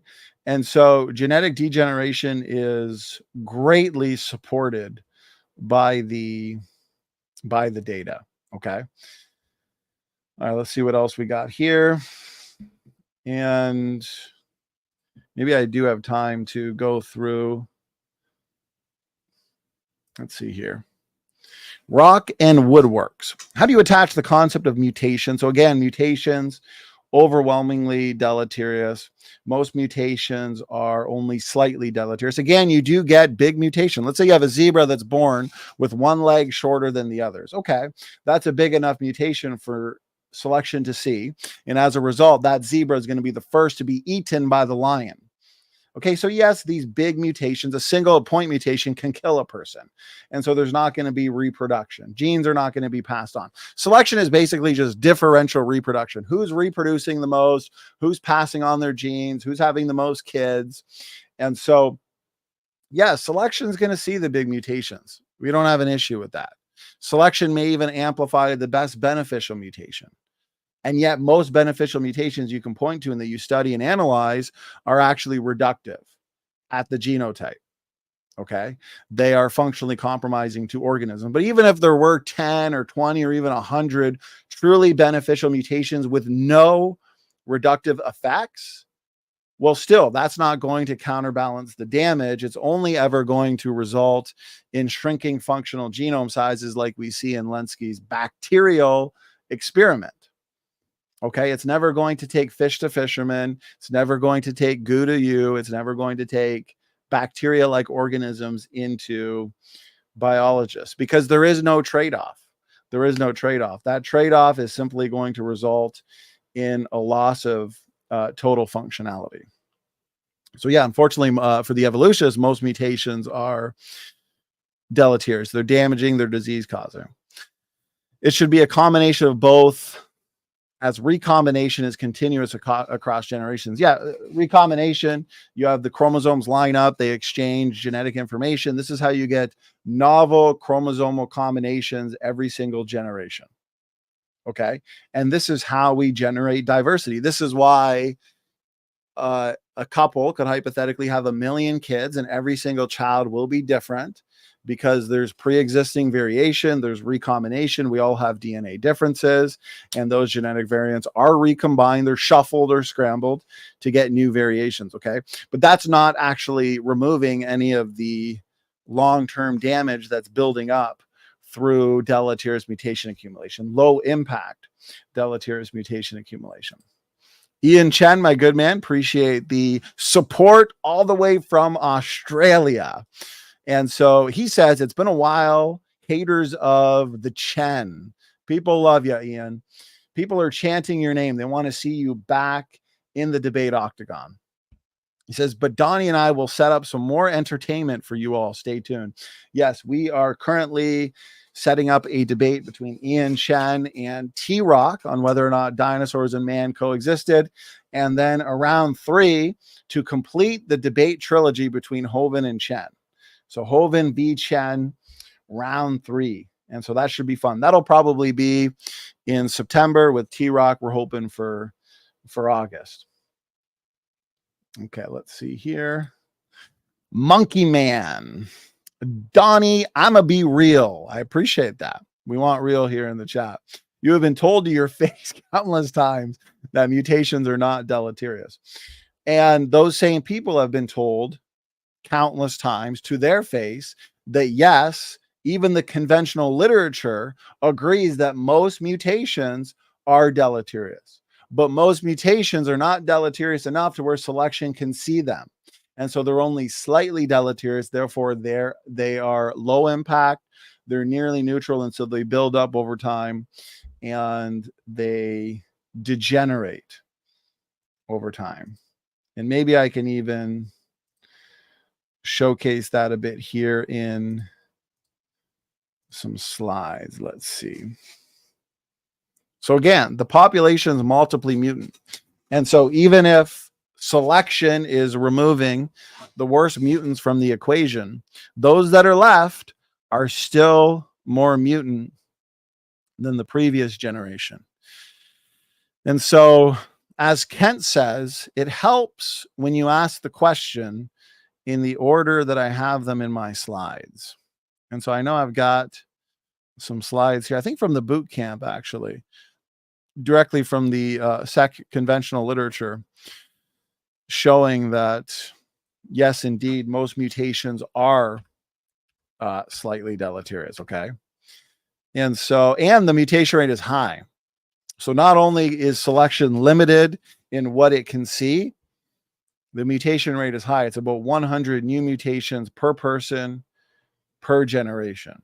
Okay, since they're slightly deleterious, they're nearly neutral. And your rescue mechanisms, junk DNA, mutation count mechanism, synergistic epistasis, they've been engaged and they've been countered.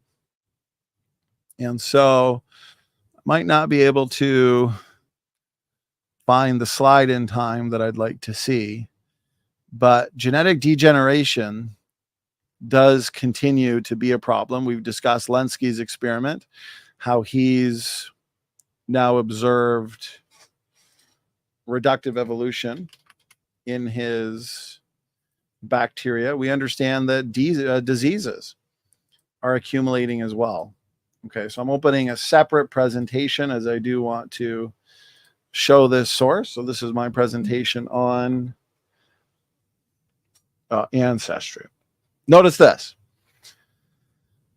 from Kitely and Lynch. In summary, so this is from the conventional literature, Monkey Man. in summary, the vast majority of mutations are deleterious. This is one of the most well-established principles of evolutionary genetics, supported by both molecular and quantitative genetic data. Okay. So yes, the vast majority of mutations are deleterious. And as a matter of fact, the more functional the genome is, the more deleterious these mutations are as well. Okay. And so that's another major issue and challenge for the evolutionary community, is the fact that we have genome-wide activity. Okay, so we've discovered that the majority of the genome is active, about 60% is transcribed, about 80% is active. And the evolutionary community, they want to argue, proponents, militant defenders of common descent, they want to argue that the majority of that activity is spurious or it's just noise. But there's a problem there, because there's energy requirements. Every time you add a single nucleotide to a growing RNA chain, you're consuming energy. You're consuming ATP. Okay. And so if the majority of this activity is just noise or it's just spurious, then that is a waste of energy and resources for the cell. And so if evolution is true, there should be a form of selection. There should be a way over the millions of years for all of this noise, all of this junk, these evolutionary leftovers to be removed from the equation, as that is going to help with the clutter. It's going to help with that noise. That noise isn't good, as again, it would be incredibly wasteful of energy and resources. And so that suggests that the activity is beneficial activity. Okay, because that's a lot of transcripts. And I've done an entire presentation, I've done debates on junk DNA, and I've gone over the many other reasons why the majority of that activity must be beneficial. Okay, let's see here. Something about Jason Lyle. Can you speak on Dr. Jason Lyle's video? The secret code of creation. Well, I will say this. We have Dr. Lyle coming on soon. And so I'm excited for this one. Dr. Lyle will be here with Sam and I, Science Confirms Biblical Creation.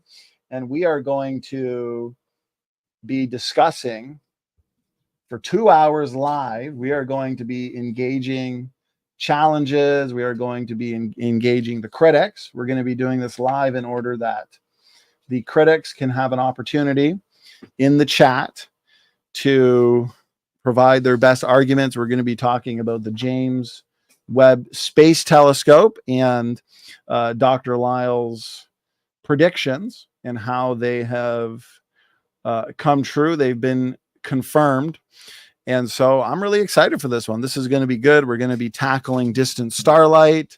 We're going to be putting that one to bed. We're going to be discussing dating methods.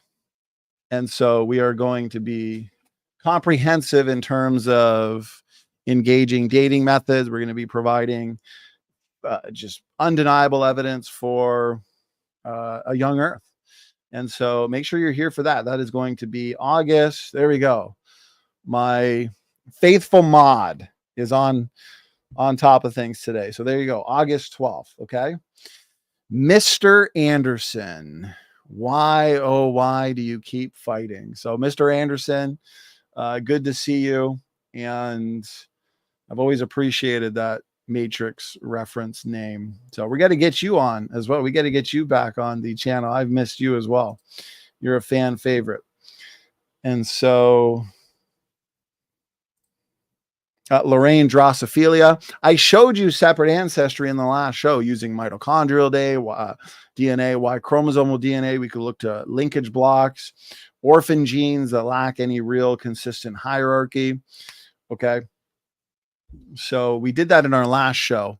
I spent about 45 minutes engaging the chat on ERVs and also separate ancestry.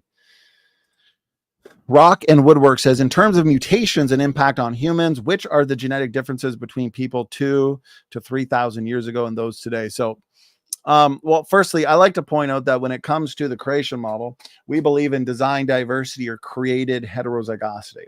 Okay, so we're going to have to determine as creationists, what is the result of mutation accumulation, disease causing mutations, and what is created. Okay, and so a good way is to look at common alleles. Okay, this goes back to basic genetics and alleles, right? You got capital A, lowercase a, capital B, lowercase b. So if you're capital A, lowercase a, capital B, lowercase b, you're genetically heterozygous. You're in a state of DNA diversity. There's diversity there, that genetic loci or genetic location. If you're capital A, capital A, capital B, you're genetically homozygous or homogeneous. There's no diversity there. It's the same. And so God said to be fruitful and multiply. So it makes sense theologically and scientifically that God would have created the original created kinds, including Adam and Eve, with pre-existing functional genetic diversity. Heterozygosity is just a fancy way of saying a state of DNA diversity. And so if you apply that, capital A, lowercase a, capital B, lowercase b, apply that to millions of positions in the genome, you essentially have unlimited potential. You have an unlimited potential for variation, a lot of potential for adaptation with design diversity. And so we would look to common alleles that are not disease causing for the most part. Of course, mutations can hit a design variant that can result in disease. Okay. But this is just an initial way for us to determine what's created, what's mutation, and that your common alleles would be the result of creation. Functional regions of the genome like ERVs or pseudogenes would be created. And then those that occur at a rare frequency, those that are isolated, like blue eyes, for example, from my understanding, is just isolated in a subset of the population. Like I have blue eyes, and that would be a result of mutation. You can see those allele frequencies, an allele being a genetic variant, frequency being the frequency that it occurs in the population. Low frequency, high frequency, you can get a percentage of it. Okay, and so if something's at a low frequency, it's isolated to a small part of the population, then we can be confident to conclude that that's the result of mutation, probably after the Tower of Babel, when people start spreading out over the globe. That's also why we see geographically specific Y chromosomes. Okay, Chinese Y chromosomes, African Y chromosomes, European Y chromosomes, because after the Tower of Babel, people spread out to all parts of the globe and they start accumulating their own separate mutations. And so those accumulate, but yet it's interest in different populations. Okay, that's why they're geographically specific, but those occur after the spreading out. Okay, so they're less common, they're unique, but yet when you consider them all, they're all very similar. There's low variation and they can all be traced back to a single Y chromosomal common ancestor just 4,500 years ago. And so that answers the question of Lorraine as well, who asked about separate ancestry. The Y chromosome tells us there's one male ancestor of all people on the planet. The mitochondrial DNA says there's one female ancestor of all people on the planet. And the mitochondrial DNA is nothing like chimpanzee mitochondrial DNA. When you line them up and compare them, Dr. Rob Carter speaks on this, they're nothing alike, massive differences. And then when you take the Y chromosome of humans and compare it to the great apes, specifically chimpanzees, they're nothing alike as well. And so this demands separate ancestry, even though the evolutionists don't want to admit that. So, I may not know Kung Fu, but I know crazy. So Doki, I appreciate that, brother. Let's see what else we have here. And this concept of created heterozygosity or design diversity makes predictions on DNA function. We would predict that the vast majority of the genome is functional. We would predict that these so-called evolutionary leftovers like ERVs, allele sequences, so-called pseudogenes, gene deserts, we would predict that these are functional design variants. Okay. And this again goes back to this idea that the majority of this noise is spurious. Okay. Because here's the thing, you have all of these, if you randomly have these transcription factors binding all over the genome, okay, what you're going to get is the mucking up of systems in the cell. This is just not ideal for the cell, for the function of the cell. What's going on suggests that the majority of this noise is actually functional. Okay, functional noise, not spurious. And that would be an expectation of the creation model, that the majority of the genome is functional, it's active, and that would point back to the concept of design diversity. Sydney Raptor says, so you are just quote mining parts of genetics. Well, I'd like to see where that was quote mined, where they agreed that the vast majority of mutations are deleterious. I want to see how that's a quote mine. Appear to support your assertions against the vast majority of genetic scientists. See, your population geneticists do agree that there's a challenge here, which is why they invoke mechanisms or solutions like synergistic epistasis, various forms of what I would call mutation count mechanism, super beneficial mutations. A lot of them will say there's a trade-off. I debated a biologist going back about 5 years ago. When I was in the infancy of my study, I debated in a formal debate, a modern day debate, Dr. Stefan Frello. He's a biologist, he's a working scientist, and he said, well, there's a trade-off. The fact that they're giving an answer or a so-called solution acknowledges that there's a problem that requires a solution. But the thing is, those solutions that they provide, that they invoke, that they assert, are not actually answering the problem. So the problem's still there. The challenge is still unresolved. They provide solutions, so they're acknowledging that there is a problem and a challenge, but those solutions don't work, which means by definition, the problem and the challenge is still there. It's still present. Okay, so I want to see where there is a quote mining. That would be interesting to see. Okay, let's see here.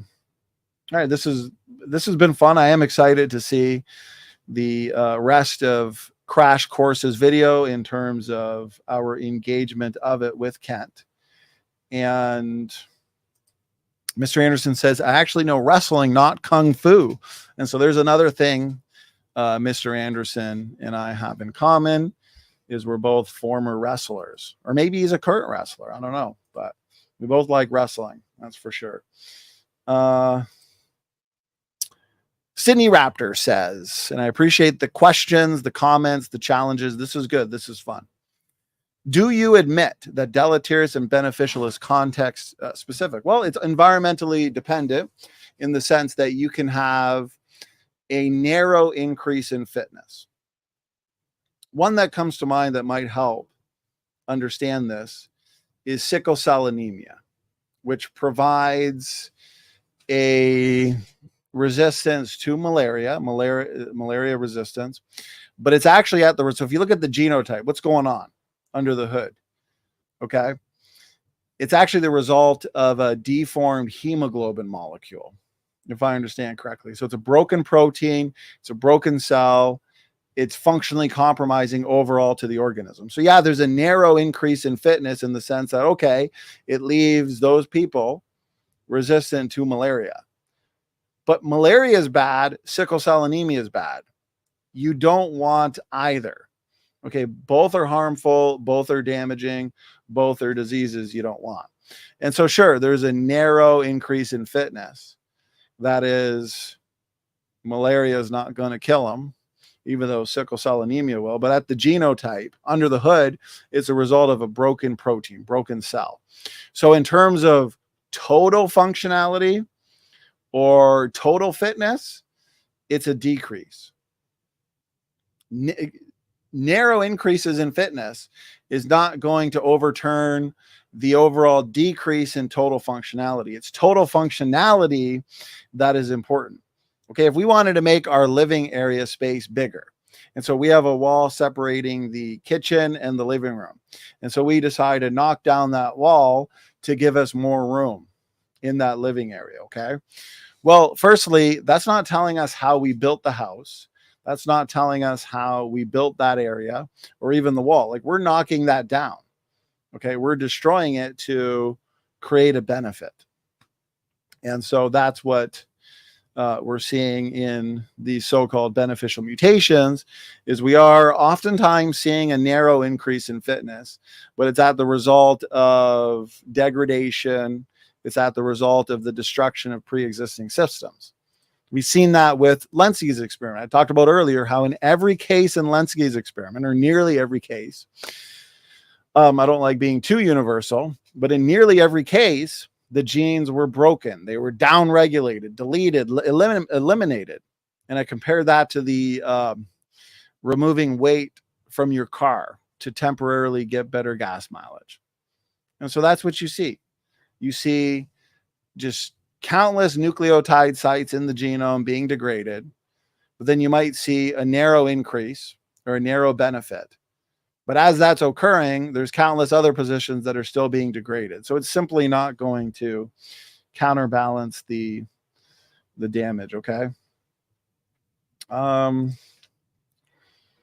Lorraine, why don't Homo sapiens show separate ancestry from gorillas?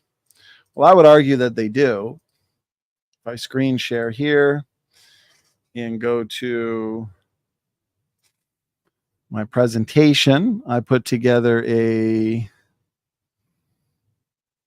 visual here that shows, well, you can even see the Y chromosome visual too, that shows all of the massive differences in the Y chromosomes. Humans and chimpanzees, for example, you look at overall architecture, size differences, and gene content, and it's only about 35% the same. The human and gorilla Y are more similar to each other than the either are to the chimpanzee Y. Okay, so we do have separate ancestry. We can discover what's related, what's not, including fossil data. I've got it right here where we've got humans. Okay, you can look at a lot of genetic data, linkage block data. How come there's not more shuffling in the genome if we've evolved for millions of years, or just specifically go back to the out of Africa 100 to 200,000 years ago? Every generation you have recombination, gene conversion. How come we still have so many large linkage blocks? Why hasn't there, even with hot spots and cold spots, there should still be more scrambling? The genomes of humans should be more scrambling. It only looks like there's been about 4,500 years of recombination, of genomic shuffling. Okay, we've got orphan genes, these taxonomically restricted and essential genes. They don't form any consistent hierarchy. But what's interesting is what I have here in terms of the separate ancestry model actually matches almost perfectly what we see in the conventional literature. This is a visual showing the great ape Y chromosomes. Of course, they have humans in the great apes, right? Taxonomically, they view, so kingdom, phylum, class, order, family, genus, species, they view humans, Homo sapiens, as being a human ape, human great ape. Then you got chimpanzees, bonobos, gorillas, and the orangutans as non-human great apes. Well, you actually just look at the Y chromosomes. Okay, I think uniparentally inherited DNA is really good in determining or answering this question of ancestry, even more so than biparentally inherited nuclear DNA. Autosomal DNA.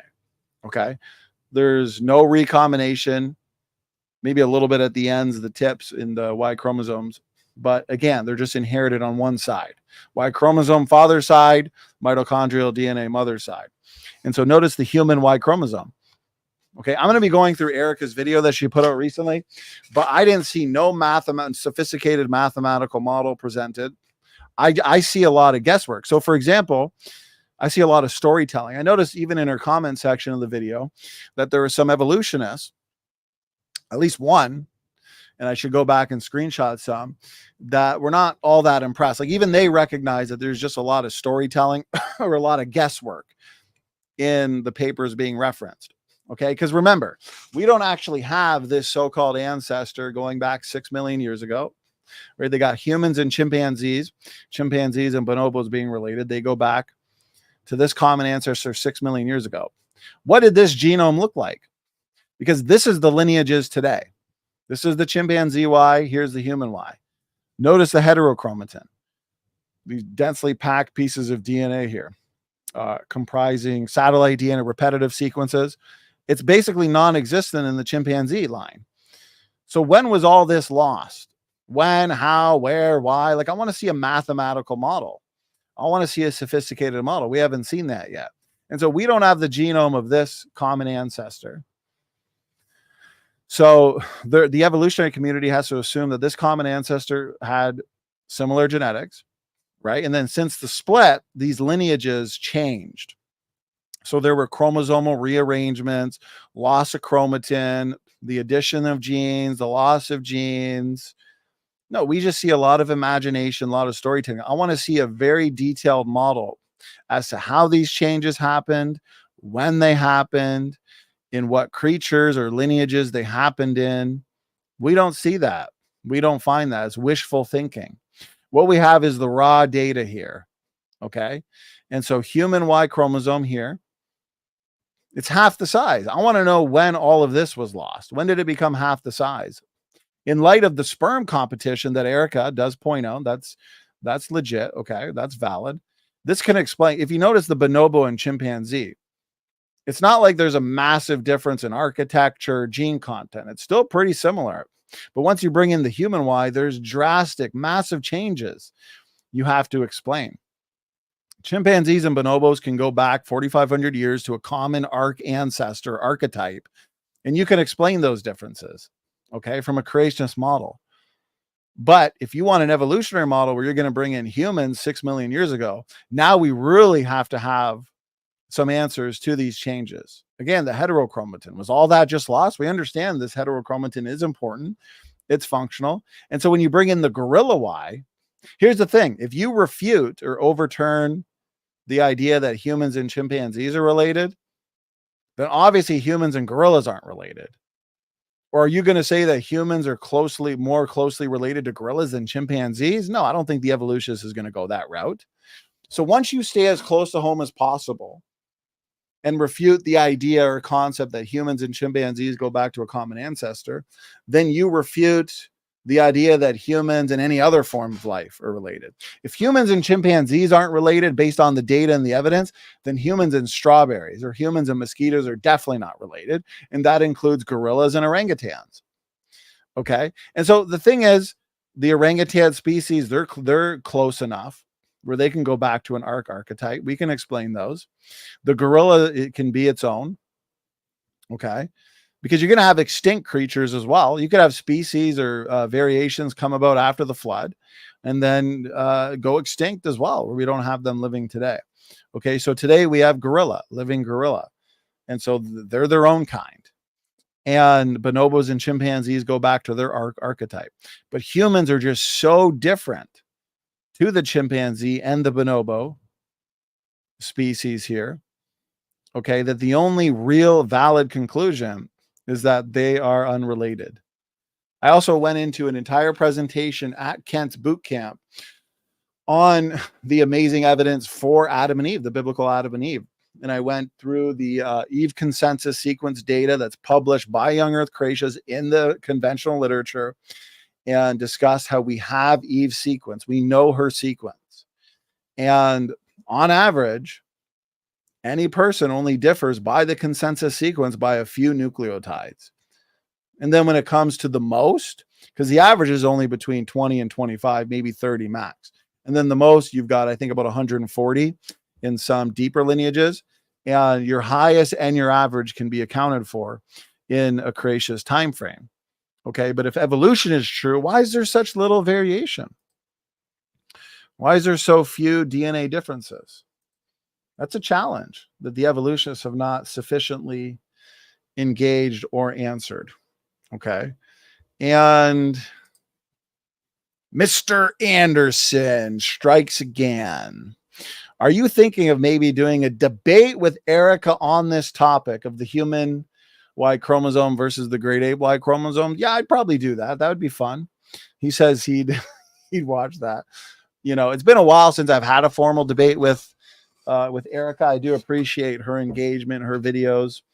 I think Brian and we finished recently a series responding to her chromosome 2 fusion stuff in junk DNA, but he wants to work together and refute her latest, or at least interact with her latest video on transitional fossils and homology.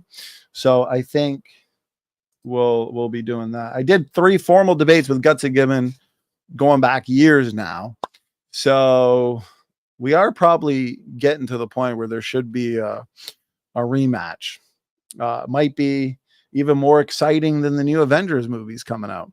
So Andrew Cummings says, so orangutans, chimps, and gorillas aren't the same ape kind then? No, I've been arguing for a while that you've got your human kind, you've got your gorilla kind, your chimpanzees and bonobos, I would argue based on the data, are related and go back to an archetype.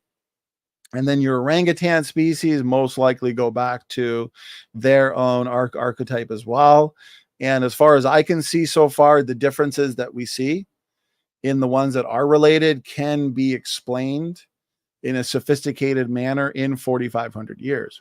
The challenge to the evolutionary community, though, is how can they explain the differences? Because they want to bring in humans now. They want to bring in humans and say that these are all related. Well, they have a bigger challenge because now they have to explain all of those massive changes, rearrangements, and losses in both the human and chimpanzee lineages. And that's a much harder task. Okay. So anyways, let's look through here a bit, and I think we'll start winding it down as we're coming at the 2-hour mark. And this has been fun. Got a good chat. Some of my favorite peeps here. So Andrew Cummings says, interesting, that creates some other problems then. Well, I'd like to see what those problems are, and maybe we can interact with them and discuss them. Because here's the thing. Humans were, from the biblical model and starting point where we make predictions, retrodictions, humans were created as two, but animals were created in bulk. And so we're expecting a lot more diversity. So yeah, it's not a surprise that we see. That's why a lot of what we see in the biological world other than humans has to be taken as a case-to-case basis in a way, okay, where it's not just a one-size-fits-rule. What I mean by that is, okay, humans and chimpanzees may have less diversity between themselves than lions and tigers and domesticated cats and leopards and so on and so forth. But here's the thing. Yeah, as creationists, we would agree probably for the most part. Again, when it comes to ancestry and declaring relationship, we don't want to be too dogmatic, okay? Because there are a lot of unknowns. There's still a lot of genetic sequencing that needs to be done in these creatures, okay? So yeah, we could say probably confidently that lions, tigers, jaguars, leopards, domesticated cats go back to an archetype. Okay. Now they have more diversity though between them than humans and chimps. But then we don't say as creationists that humans and chimpanzees are related. But again, chimpanzees do fall into the animal category. They do fall into the category of creatures that we would expect have more diversity. Okay. Because God created animals in bulk. So they're going to start off with more diversity. And yet we have a matching prediction of that, or confirmation, because we see overall in the biological world, animals do have more levels of genetic diversity, where humans started off as two. And so they're going to have lower levels of genetic diversity. So yeah, we're going to see some differences there. We're going to have some things to consider as we do our bare monological analyses, whether it's through fossil data, where we want to look at discontinuities and continuities, or genetic data, where we also want to look at discontinuities and continuities, like the discontinuity we see in Y chromosome, or the discontinuity we see in mitochondrial DNA, or what we observe in orphan genes, linkage blocks, differences in the way similar genes between humans and chimps are expressed or regulated, or epigenetic differences, or alternative splicing differences, or differences in the 3D arrangement of these genomes. Okay. Excellent question, Mr. Anderson.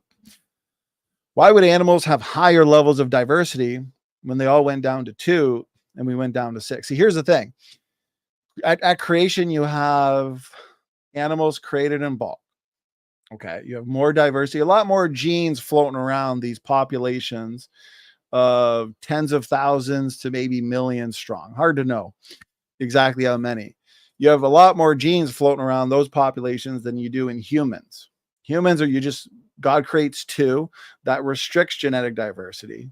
And with the evolutionary model, think about it. You got Australopithecine-like ancestors evolving into Homo habilis, evolving into Homo erectus, who lives on the globe for 1 million plus years.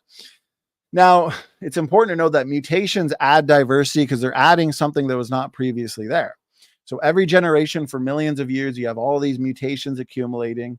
And so you'd expect humans today to have more levels of diversity that they do have, if evolution is true. Okay. But no, we have low levels of diversity, matching the position that says we started off as 2. And that restricts levels of genetic diversity. Now, you have at creation a 1 generation bottleneck at creation. Well, that's followed up with what? Rapid and exponential population growth. Adam and Eve have kids, their kids have kids, and you can expect a lot of the same with animals, except you have more different creatures having kids because it's not just 2 that you start off with. And so they're filling up the globe really fast. Then 2,000 years, you have another single generation bottleneck. Okay. Single generation bottleneck with the archetypes. You got, 2 of some, 7 or 14, depending. We can discuss that and debate that. Okay. But there is a bottleneck. So the number is drastically reduced. We can, for sake of argument, we can assume that the most heterozygous animals were brought on board the ark. But here's the thing, is this is a 1 generation bottleneck again, followed up by rapid and exponential population growth, where creatures move out, they start having kids, they start multiplying quickly. Okay, where humans, they don't spread out to all parts of the globe. And so maybe they exist between 10,000 and 100,000 at the Tower of Babel, maybe 400 years later. Okay, so they still have not spread out to all parts of the globe. God has to confuse the languages and force people to finally spread out to all parts of the globe. And animals have already done so. And so since it was a 1 generation bottleneck, they would have retained more levels of genetic heterozygosity, more levels of genetic diversity, since it wasn't a prolonged bottleneck like the evolutionary model has in the out of Africa story, okay, which is a prolonged bottleneck where you have a lot of inbreeding, you have a lot of genetic diversity being destroyed. But the creation model is different. You have 2 bottlenecks and another one at the Tower of Babel, but these are all short-lived. 1 generation, they're followed by rapid and exponential population growth. So these animals spreading out, reproducing quickly, retaining more levels of heterozygosity, they're going to create more diversity because they started off with more diversity at creation and at the ark, and now as they move to all parts of the globe. Okay. And so that's why animals today can still have high levels of diversity, higher levels of diversity, although there are some exceptions, but the exception doesn't overturn the rule, and humans still having lower level of genetic diversity. Okay. So, and speaking of that, that's why we have the CO1 gene, that highly conserved mitochondrial DNA protein that has low diversity across the entire biological kingdom. And that's why the researchers of that study, Rockefeller study, the genetic boundaries study, concluded that all species must have originated at about the same time. Now, we wouldn't say that's a creation event. We're saying that those are the species that have come about after the ark, after Noah's flood, over the last 4,500 years from those ark archetypes. Okay. Creation would be 2,000 years before that. So, yeah, they're going to decrease in heterozygosity because of the bottleneck. But because it's a single generation bottleneck followed up with rapid and exponential population growth, they're going to retain a lot of that heterozygosity. Okay. And because they're multiplying fast, they're spreading out, they're adding more genetic diversity to their population than humans are. So we would still expect the same thing that we would at creation, that humans are going to have lower levels of genetic diversity than animals. And that's what we find. So, okay. We're over 2 hours now, and this creationist is starting to get a little tired, and his back's getting a little sore too. So I think we're gonna start winding it down. And I want to go over some announcements. Okay, guys, this has been the summer of all summers. July was a blast. June was a blast. We've had just a huge amount of epic debate, especially in the theology world, eschatology, soteriology. And so August is going to be no different. We got quite a bit. As a matter of fact, Dr. Peter Line and I on the 2nd, we're going to continue our video here. So part 2 on how the human brain refutes evolution. That'll be, I think, Friday it is. We've got some deity of Christ debates coming up. So this is Sam Shamoon and Stacy Turville. Should be fun. We got Praise I Am and Caleb Percher engaging Trinitarianism versus monarchianism. This is coming up. This one we did last week. Guys, if you don't believe in the supernatural, you will after watching this. Go into the live stream section, find our show with Jennifer Niza, undeniable evidence for the supernatural. Her testimony is fascinating. Her encounters, her experiences in the psychic world are truly amazing and provide, again, undeniable evidence for the supernatural. So any objective thinker is going to be forced to conclude that, yes, there is a world beyond this one. There is the spiritual world.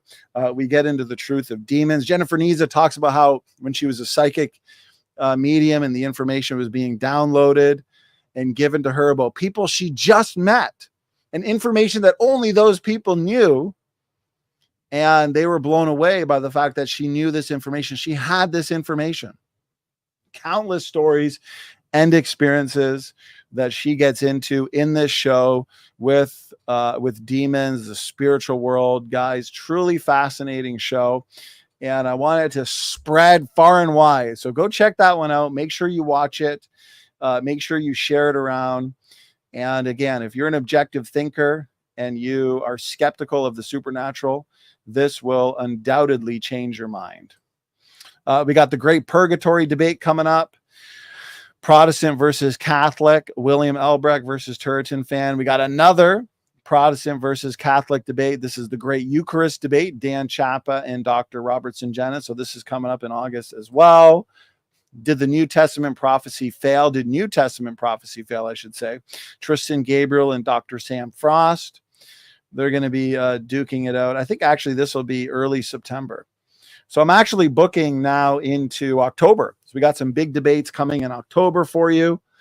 We've got this one here. This will be a huge one. Jake the Muslim metaphysician versus William Elbrecht. Was Justin Martyr a Trinitarian? And I'm busy confirming the final details on an epic soteriology showdown. Hopefully we confirm the details. We're close between Dr. Steve Gregg and Dr. Bob Wilkin. Can a believer lose his salvation? So we're close to confirming those details, agreeing on details, and that'll be October as well. So guys, get ready for a lot of exciting events, some fun shows ahead of you for you guys to enjoy. Okay. So dokie dokie. Appreciate that, brother. 2 days, Caleb versus Praise. And then I think it's the very next day that we're going to have the servant in Isaiah, LBL versus Taylor Stewart. And that'll be another nature of God debate. So guys, we're working hard to give you a diversity of topics to enjoy, to feel edified from. We want to get people out of their echo chambers. So that's important. Anyways, with our creation, evolution, theology, and all that stuff out of the way, I did want to give one shout out here to another aspect of our ministry. And a big reason I want to do so as well is because we're getting lots of good reviews, lots of good feedback. People are really benefiting from this.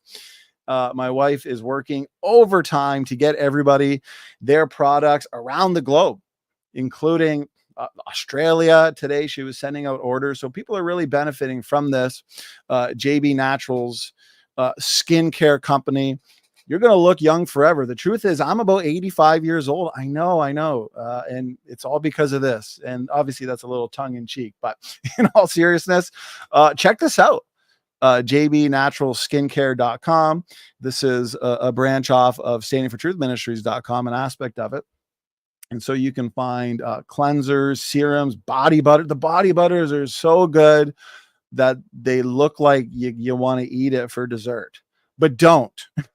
don't actually eat the whipped body butters, but they look like you want to eat them, especially as they're being made. So nourish, balance. I mean, she's really done a fantastic job with this website. I'm extremely impressed.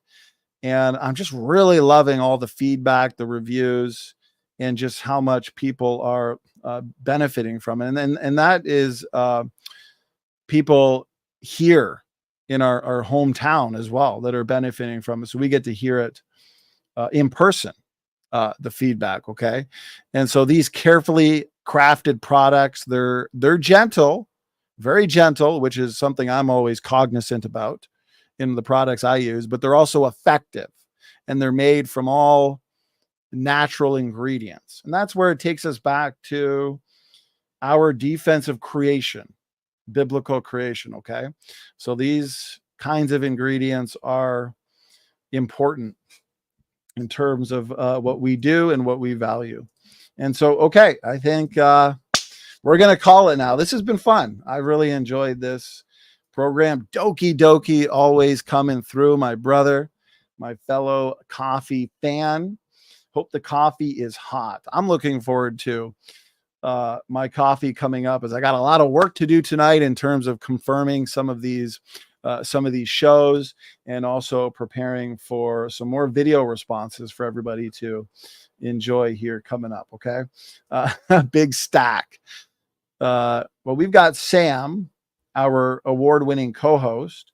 We've also got Sam Shamoon, who's going to be doing 2 debates coming up, one with Stacy Turville, one with Otis Lewis. So that should be fun. Okay. Sophia says, half of my bed is full of clothes, makeup, and skin products. You and my wife would get along with the skin products there. Rock and Woodwork says, thank you, Donnie, and everyone for the answers and conversation. Always pleasant and thoughtful. Even if you don't agree with me, I want it to be thought-provoking. I wanted to challenge your views, challenge your position. And that's why I've been doing more of this than usual. Okay. Well, not necessarily more than usual, but over the last few days with Peter Line, I spent about 45 minutes engaging the audience. Today, over an hour engaging the audience, the critics, the skeptics, and their objections and challenges. Okay. Sorry, if you're not yet subscribed, make sure to hit that subscribe button. Make sure to share this content around. As guys, the truth is important, but not only that, critical thinking is very important. Okay. So we don't want to just exist in an echo chamber. We want to engage those around us that may or may not agree with us. Sophia says, Justin Martyr clearly affirmed the divinity of Jesus Christ and the Holy Spirit, referring to them as God and attributing divine qualities to them. Appreciate that knowledge there, Sophia. It makes me even more, that much more excited for our debate coming up here in October. It's going to be a massive one, guys. Was Justin Martyr a Trinitarian? So, okay, with that, guys, I hope everybody enjoyed tonight's show. We'll see you this week. We got shows for you all week long, as we do week after week. So, okay, thank you for tuning in. Standing for Truth is out. God bless.